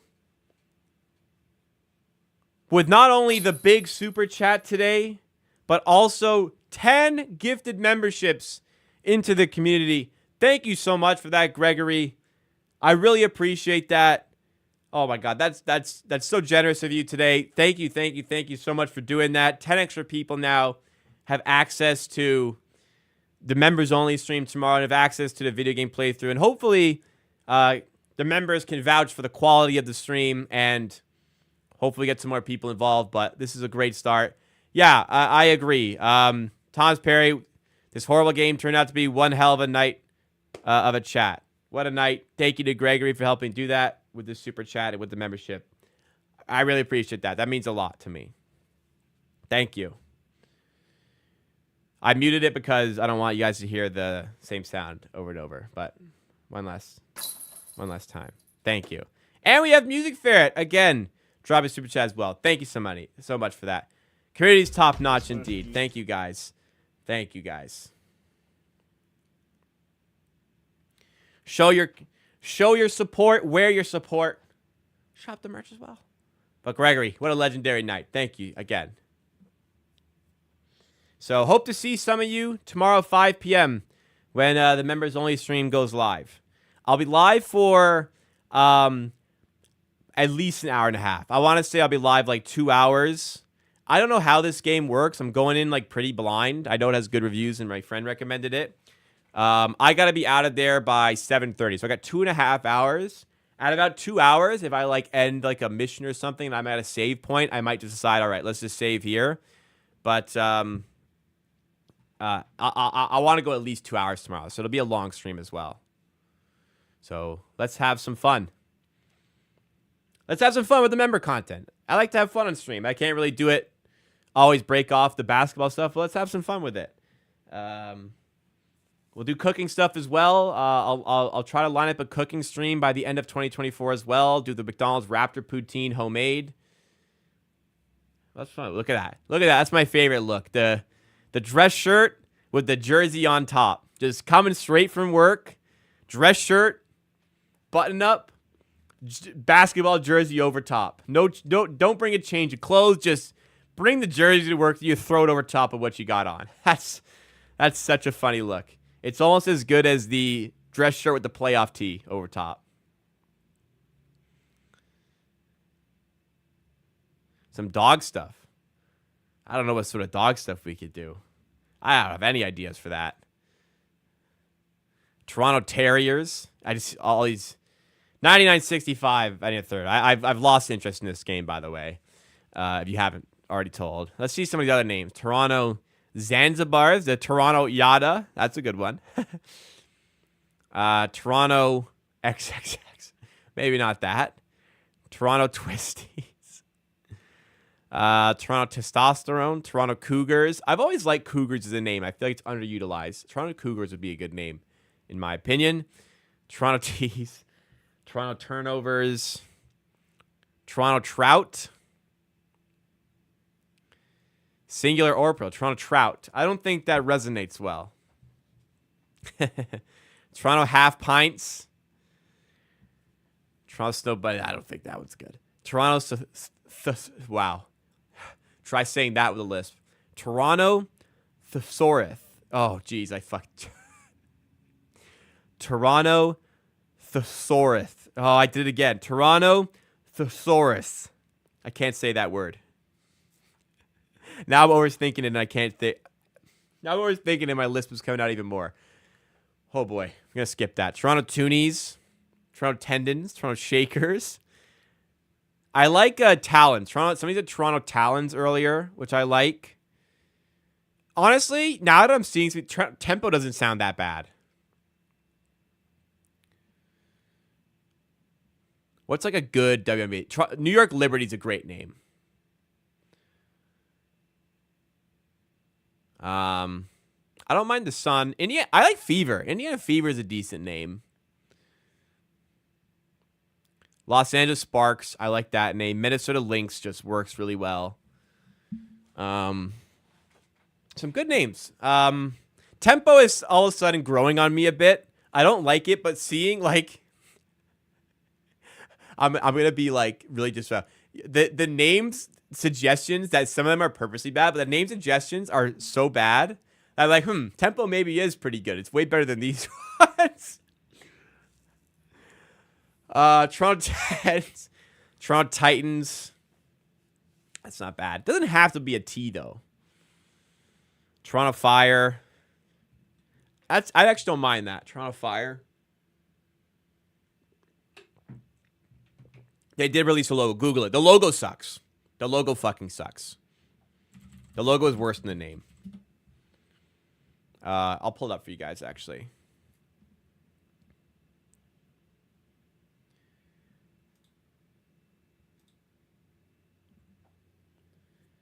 Toronto Ice. Well, that's a hockey name. Toronto Towers, I said earlier, was almost the name of the men's team in the 80s. Yeah, the logo is very like 70s, 80s era NBA. It screams that. I completely agree with you, Alan. It screams like before graphic design was a thing. Here's the logo. It's...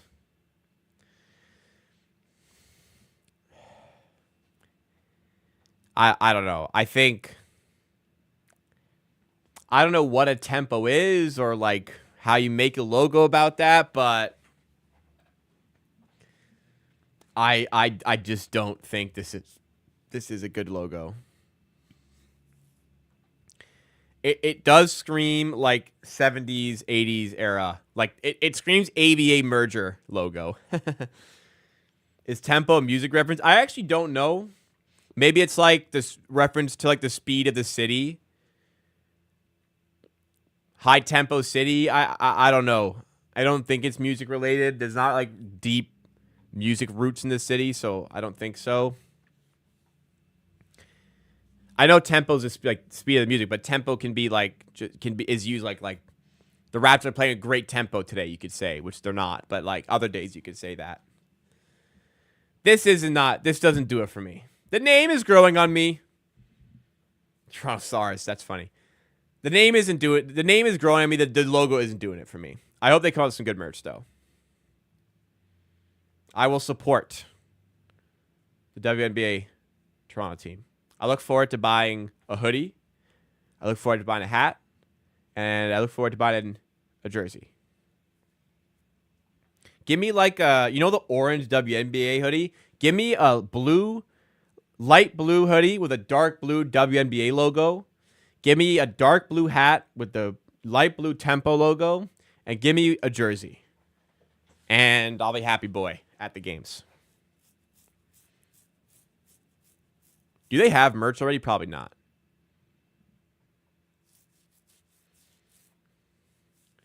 Yeah, the logo is getting cooked online. The name is getting cooked online. What else is getting cooked are the Raptors in this basketball game. It is 99-72. We're 10:20 to go in the fourth. RJ jams it.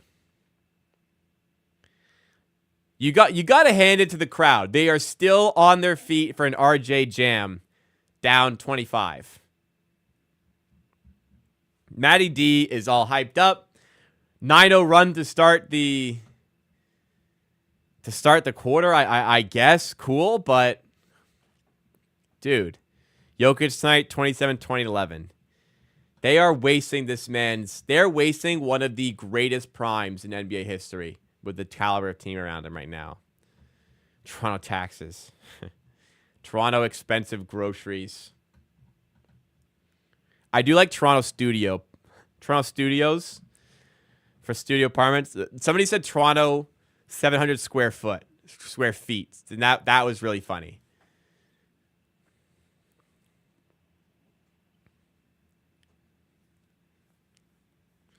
The name is fine. The logo looks like it was done on a DOS and saved on a floppy disk. What the fuck is a DOS? Ah, man. Guys, you're showing your age there. DOS. A disk operating system. What the fuck is a disk operating system? Oh, man. See, moments like this make me feel less old.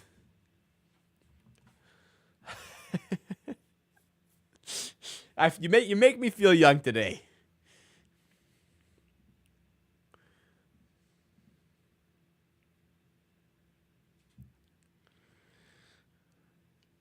Oh, that's good. Toronto Terror. That's not bad. I think I like Tempo more.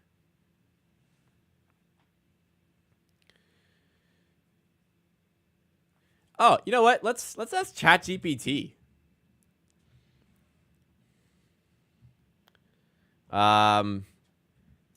Give me some name suggestions for a WNBA basketball team in Toronto. Toronto Huskies, okay. Well, we know that. Toronto Northern Lights. Too long. Toronto Skyline is a great name if there wasn't there's a sky in the league, right? Toronto Skyline is a fucking like 9 borderline 10 out of 10 name. That is a great name. Toronto Pioneers is a bad name. Toronto Sixers would be a good name for the 416. That would be a great name if the Philadelphia 76ers didn't exist. But that is a good name. Toronto Owls, nah. Toronto Lynx. Lynx would be a good name. Toronto Lynx used to be a soccer team, though, that I played for, actually. And Minnesota Lynx exist. Toronto Ravens, I don't like it. Toronto Maple Queens is just bad. Toronto Polar Bears is bad. Toronto Titans, it's okay. Toronto Valkyries, I don't hate it. Toronto Comets, I don't like. Toronto Blaze, 420, no. Toronto Thunder, OKC Thunder. I do like Toronto Skyline. What is the Sky team in the WNBA?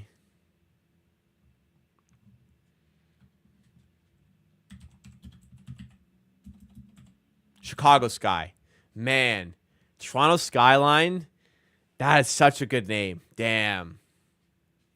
Toronto Basketball Club. Yeah, that'd be tired.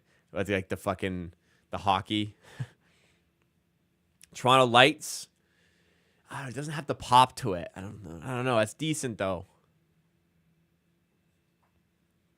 Toronto Tanks. Did we win? No.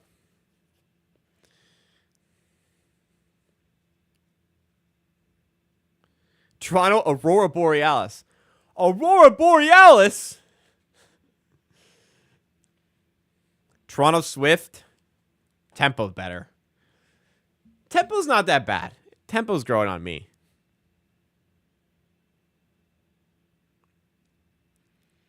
$103.76 in this one. Raptors still have their starters. Most of their starters out there. Davian is in for Abaji as far as starters are concerned. Drop pumps. Can I ask AI for a logo? Sure. Let's see if what AI can make a logo for me. Like ChatGPT, I don't think can. I don't know if I have any free samples from Grok, which is Twitter's AI. Draw me a logo for the Toronto WNBA franchise named the Toronto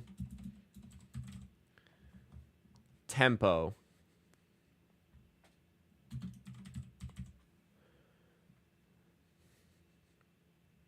Or make me a logo.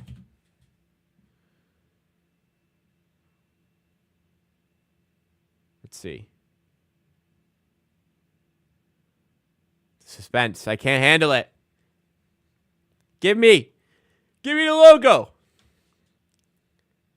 That looks like dick and balls. That's a bad logo, man. Make another one. Make another one. I don't like this one. All right. That looks like balls.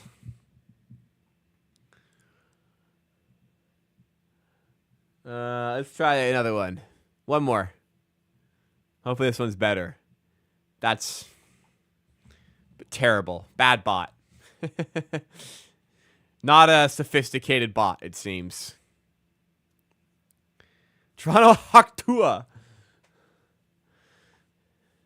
Y'all, anybody seen one of my favorite media, like content creators these days? Talking Talktua. The show that talks about Talktua and reacts to every Talktua episode in depth. You would be surprised how high quality the content is on Talking Talktua. I follow them on TikTok. Fantastic work. Toronto Tomahawks. Doesn't have to zip. Toronto Speed. Got the ring to it. You know, tempo's. The more I say other names, the more tempo is kind of growing on me. The Toronto Tarot cards.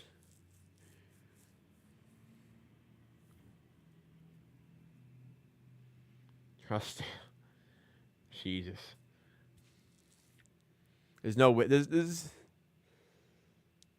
It could have been worse than tempo. How about that? The logo sucks. The logo is irredeemable. The name is growing on me. The Toronto not like us. This game is cooked, ladies and gentlemen, as you can tell. But hey, we're still having fun, aren't we? Didn't that chick get caught in a scam recently? Not that I know of. A Talk to a girl caught in a scam? Not that I know of.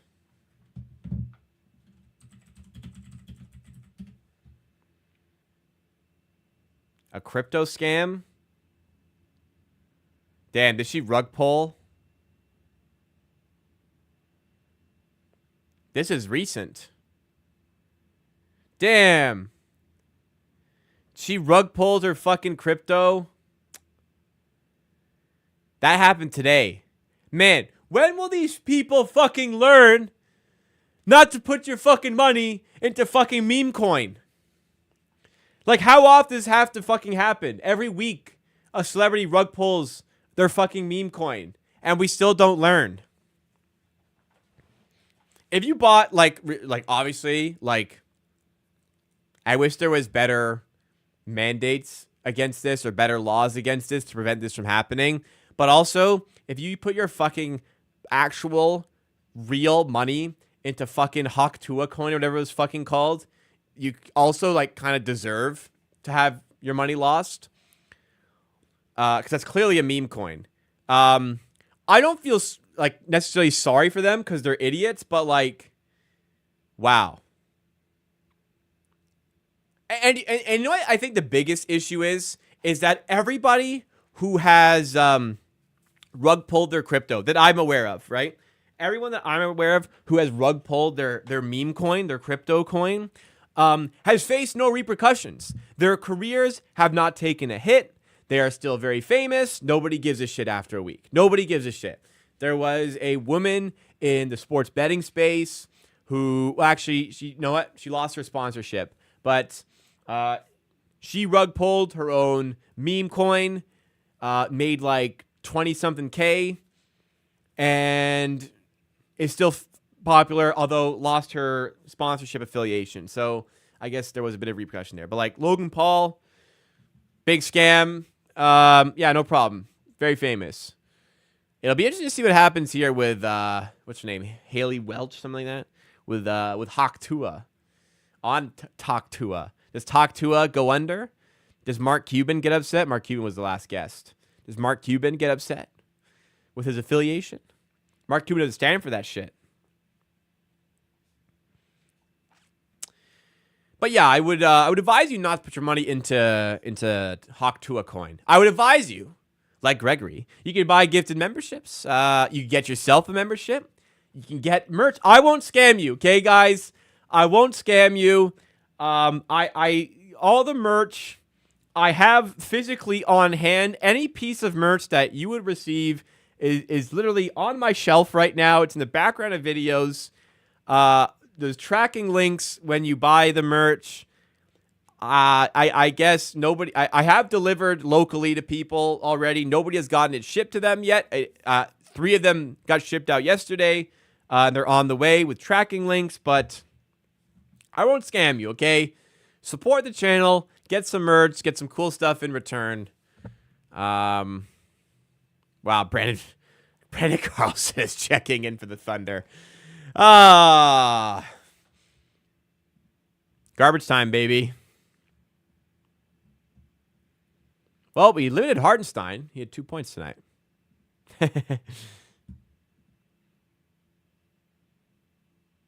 He had 16 rebounds, though.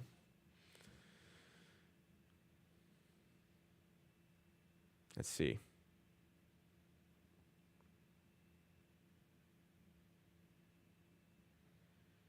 Wow.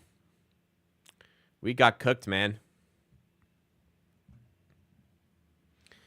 5:48 to go. Battles on the floor with Walter, Mobo, Shed, and somebody else there. I don't know.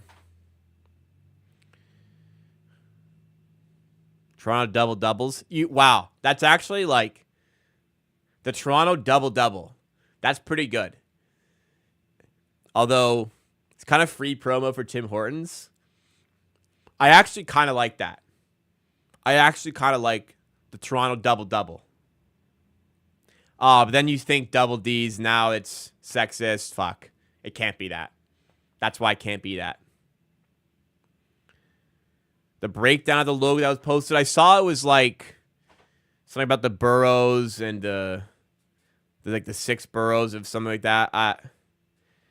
The logo sucks. I even with the breakdown. Triples. You guys know what a Gretzky is? A Gretzky, so number 99. 9 cream, 9 sugar in your coffee. That's the Gretzky. I don't drink coffee, so I've never had one. But anybody in the chat want to try the Gretzky?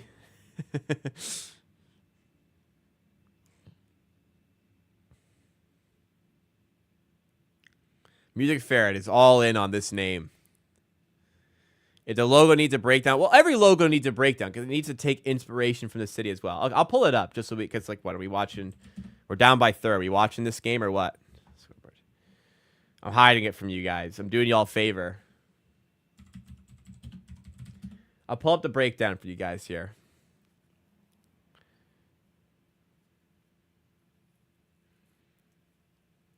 Tim's alone makes you jittery without sugar. I don't drink it, so.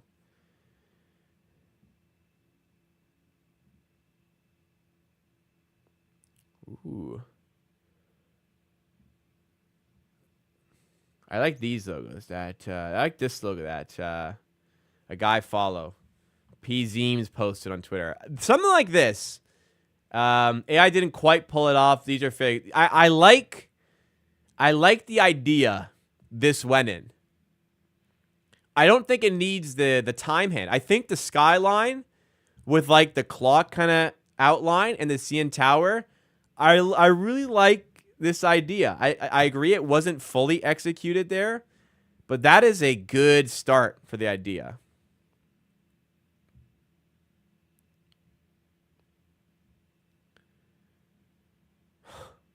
Trying to find like the explanation behind the logo here. Here we go. Team Instagram. 6 motion lines represents 5 players on the court, and the 6th player are fans in the stand. That can't be real. That can't be. They can't. No fucking way they fucking wrote that. There's no fucking way they wrote 6 motion lines represents the 5 players, and the 6th player are fans. That is such a bad explanation. I feel like they made the logo and went, oh, there's 6 lines. Like, why would we have 6 lines? The 6, okay, makes sense. The 6, but still. Basic ass logo. 4 Sixers or 6 boroughs. The 6 is in their heart. Okay. Better than fucking 5 players plus the 6 man, the fan. Dumb. Always in motion. Opposite of static. The tempo visual system leans into forward motion, representing not only the team's desire for progress, but also our collective hopes to see the game reach new heights. The consistent angle creates harmony throughout the brand. I don't know, dog. The change of thickness and flow represents the different paces of tempo and the game. Basketball is a game of runs. The pace changes. That's also not a good explanation. Owning balance. This is okay. I like the font here. This on a jersey would look cool. That tempo on the front of the jersey would look cool. Tempo's about duality and contrast. The system uses sharp angles and rounded curves to represent the dynamic nature of the team in the game. That just feels like you had the logo. Okay, what can we make up to explain it? I like the text. I like the font. I like that. I like that. I like that. I don't like this. I very much don't like this. I don't like this. Text is fine. I can't believe they said for the 5 players and our 6th fan. I like the color. I really like the color. Yeah, I'm a fan of the color, the light blue. I really want a light blue hoodie with the logo, the WNBA logo on it to go with the team. I would love a hat.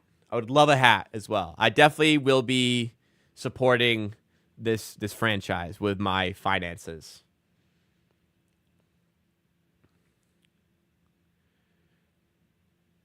Can we appreciate Mobile's 5'8"? We can. Mobile has the identical wingspan of Barnes, by the way. Found it today. Yeah, they're both freaks. What a stream, by the way. Yeah, we had a fun stream here. Late to the stream at SU's 100% coming home down the line. I wouldn't be so hopeful. Garrett Temple's on the floor, by the way. We can use our Garrett Temple animation for the first time. Here is our it is Garrett Temple time. Yes, indeed. I need to add sound to that, but it is Garrett Temple time in Toronto. I need to add sound to that, but my wonderful editor and moderator, Adam, created that amazing Garrett Temple graphic. It's Temple time. Yeah, I'll add horns to it. I'll add some bullshit to it. Don't worry. I knew this game would be cooked without Jakob as well. We're gonna lose by 36 here, maybe more. 39. Pre-game, I said I wasn't sure about betting against the Raptors. I'm happy I did. How the hell are they gonna keep this at 10? Yeah. Happy I did that. I also bet on Hartenstein over points, and that lost. So, slight loss on the day.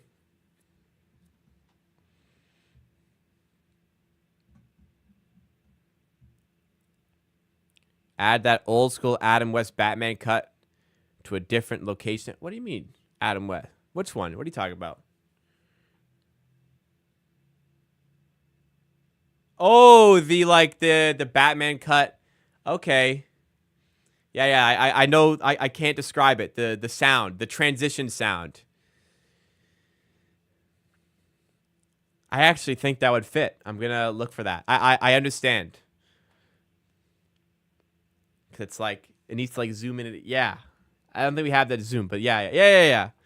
I think that works.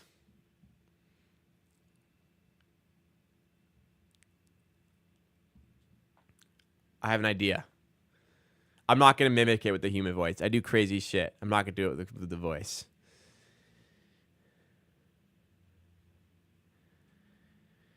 All right. Well,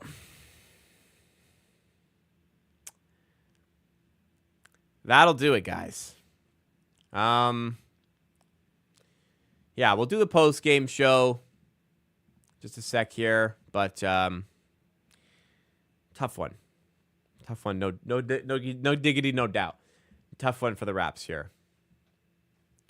We'll do our post-game show. As a reminder before we start, though, we have merch out. Make sure you shop the merch. Link in the description, link top of the chat. And become a member. I'm live tomorrow at 5 p.m. Eastern Time for members exclusively. Shout out to Gregory for the massive super chat and for the gifted memberships into the community today. I really appreciate that. 10 extra people now have access to that members-only stream. It starts tomorrow at 5. I'm going to be starting my Dead Space playthrough on the PS5. Dead Space was a popular game in the early 2000s. It got re-released recently. I'm going to be playing the re-release. I didn't play it in the early 2000s. I'm going in blind to this game. Should be fun. It's a horror game, so it should be uneasy. I hate horror movies. I hate horror stuff, so I don't know why I'm doing it, but it should make for some fun content. So become a member. Check out the merch. If you become a member for $4.99 Canadian a month, you get access to those streams. So you get quality content at a quality price, $4.99 Canadian. And if you get yourself some merch, hats, shirts, stickers, you get quality products. I think at fair prices. I'm handling it all, so you can trust the quality is there 100%. So I would very much appreciate you considering shopping the merch as well to support the channel. And wow, unbelievable stuff. Gregory again coming through with 10 more gifted memberships into the community. Thank you so much, Gregory. Wow, we are just going to be littered with memberships going forward. Thank you so much, Gregory, for doing that. That truly means a lot. Wow, 20 gifted memberships and a $50 super chat today. That's amazing. Thank you so much, Gregory, for doing that. 12 months member as well themselves. And wow, thank you. Thank you. I got no more words. Thank you. I appreciate that. And thank Yada. Of course, I'll always thank Yada. A 2-year member, 9F5 Yada. Thank you. GOAT status indeed. This is where the GOAT emote absolutely comes into play. This is our best time to use it. Now there's 20 extra members who have access to the GOAT emote in the chat as well. Thank you. All right. Post-game show time here. We have more of these coming in. That was it. All right. Let's dig into the post-game show, everybody. Well, last season, the Raptors were 4-28 in games in which Jakob Poeltl did not play. They were already in tough against this Oklahoma City Thunder team before Jakob Poeltl was to miss this game through illness. And the game went as bad as we thought it could have been. It still went worse than expected, and we'll break down why in tonight's post-game show. So, going into this game, I knew this was going to be a bad one. A tough one, at least. I didn't think it would get this bad, but you look at the matchup here. The Raptors are 6-4 at home, yes, but they have not played a team like the Oklahoma City Thunder. Where the Raptors want to thrive offensively is in ISOs and driving to the rim. That's where you get Barnes at his best, and that's where you get RJ Barrett at his best. But in games this season where the Raptors have played against great rim protection, Barrett in particular has struggled, and my God, did he struggle today. And the team in general struggles to generate offense there. So they're very reliant on their three-point shot, which has been very inconsistent this season. So going up against a very good team, the best in the West, the Oklahoma City Thunder, in a game where they have all the counters for you and your offense, it was bound to be a tough game. It was really tough, as you can see from the scoreline here.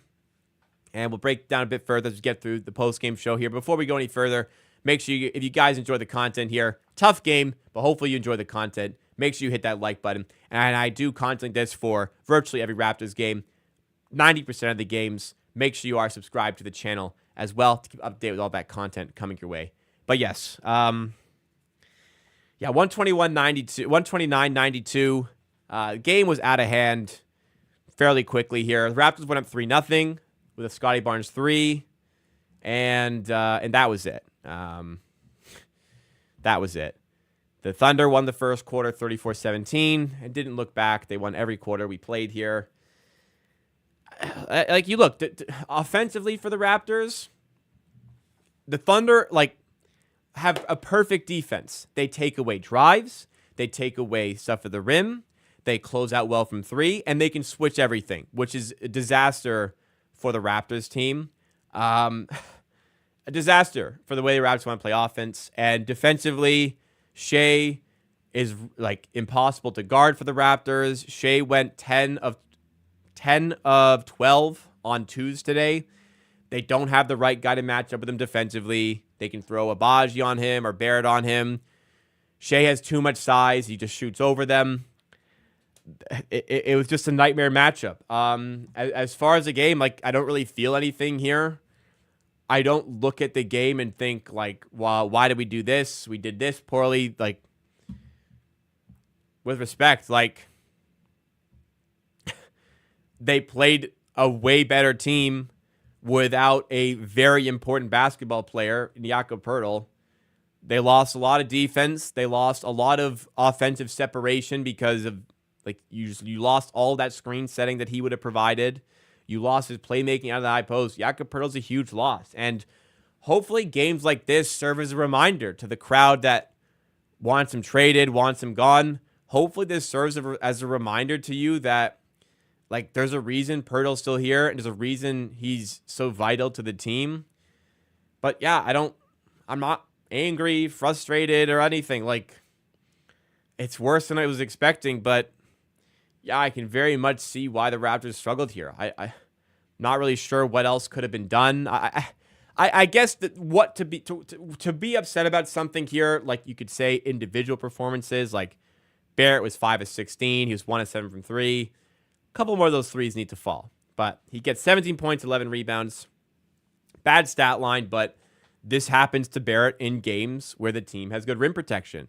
And when you have guys like Barrett and Barnes who need space to go and attack and get to the rim, and they don't have enough spacing around them, you'll have games like this.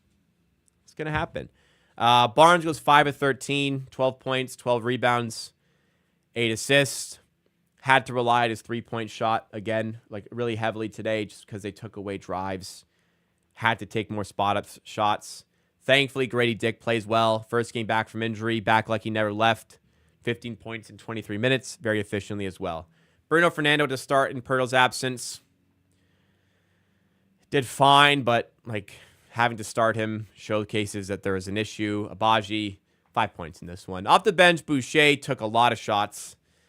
Went 3 of 13. Mobo played well, 6 of 10, 17 points. I like that, but he was minus 28. Walter was minus 27. Barnes was minus 21. Look, it was a tough night. Shea missed 9 threes. If he made them, he would have put up like 40 points.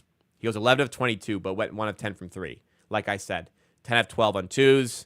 Isaiah Joe got hot from 3. Lou Dort struggled to shoot. Like, if they had shot the ball better, it could have been worse, man. Could have been worse. The Raptors just could not create.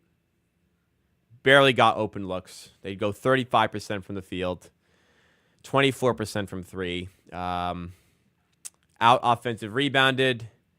They commit 19 turnovers to 6 from the Thunder.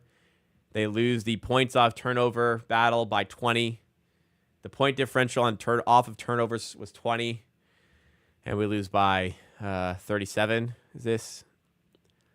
So, yeah. I don't know, guys. I could have seen some of this coming. Before the game, I said this could get ugly. It did. And after the highs of a win against Miami and Indiana, it's a humbling reminder of where this team is and how far they have to go to get to the top of the NBA. So hopefully just forget about it, out of mind, toss it away, get rid of it. I wouldn't dwell on this game too much for all the reasons I've said here. It was just the wrong team and the wrong time for Jakob Poeltl to get injured here. So there we go. The Raptors lose 129-92 the Oklahoma City Thunder. Like I said in the video here, an important stretch of games, I think, to see where this team is at. The Raptors, their next 2 games are both at home again. They have the Dallas Mavericks coming up on Saturday, so a night off, then another night off, and you get the New York Knicks on the Monday. They're going to be, if Poeltl's not playing big underdog, but they're going to be like +7 against the Mavericks, probably like +7 against the Knicks as well. Then 2 nights off, and you have Miami again. Opportunity, I think, to win that game. But these next 2 games will kind of be another measuring stick performance to see how far away we are from the teams that are closer to the top of the NBA standings. But a humbling reminder of where we're at and how far we have to go. But let's bounce back next one. As a reminder, guys, stream tomorrow for members, live at 5 p.m. Eastern time for the Dead Space playthrough. Hopefully, no more technical issues, but I've tested it. I tested it on Monday, and it was all good, so I don't see why there'd be issues now. Dead Space playthrough at 5 begins. Also, shop the merch. I've got a ton of merch on hand. We have the shirts. Not a ton, but like I'm in stock. Unless you're a large shirt, which is not in stock anymore. There's the shirt. Here are the hats. We have stickers as well. Stickers are free shipping. You get 3 stickers for $6. Like, I think that's fantastic price. Shirts are $35. Also a good price. And hats relative to market. Look, like hats these days, like the biggest companies are selling you hats for $45, right? So small time creator making a small batch of merch, $50. I think that's a fair price. I made it as cheap as possible, but I think it's fair. I knew that was like as high as I could go there, but I made it as cheap as possible. Hopefully you guys do consider supporting, getting some merch, getting some cool stuff, high quality stuff as well. And the people who got their merch shipped out yesterday can maybe attest to the quality of the stuff that's going out. Thanks again, guys. Thank you for this fun stream. Honestly, that stream, I could, like, those types of streams, last year I leave those games early. I stopped streaming like end of third quarter. But that was so much fun. Honestly, that was some of the most fun I've had on stream all season. We just had a good time hanging out today. I think that's what the community we've built is all about. Hope to see the members tomorrow. If you're not a member, hope to see you become one and come tomorrow. If not, there's a video coming out tomorrow. If not, no stream Saturday because I'm away. I'm sorry, guys. I'll be back Monday as the Raptors take on the New York Knicks. That'll be the next stream for everybody. Thank you again, guys. I'll see you again next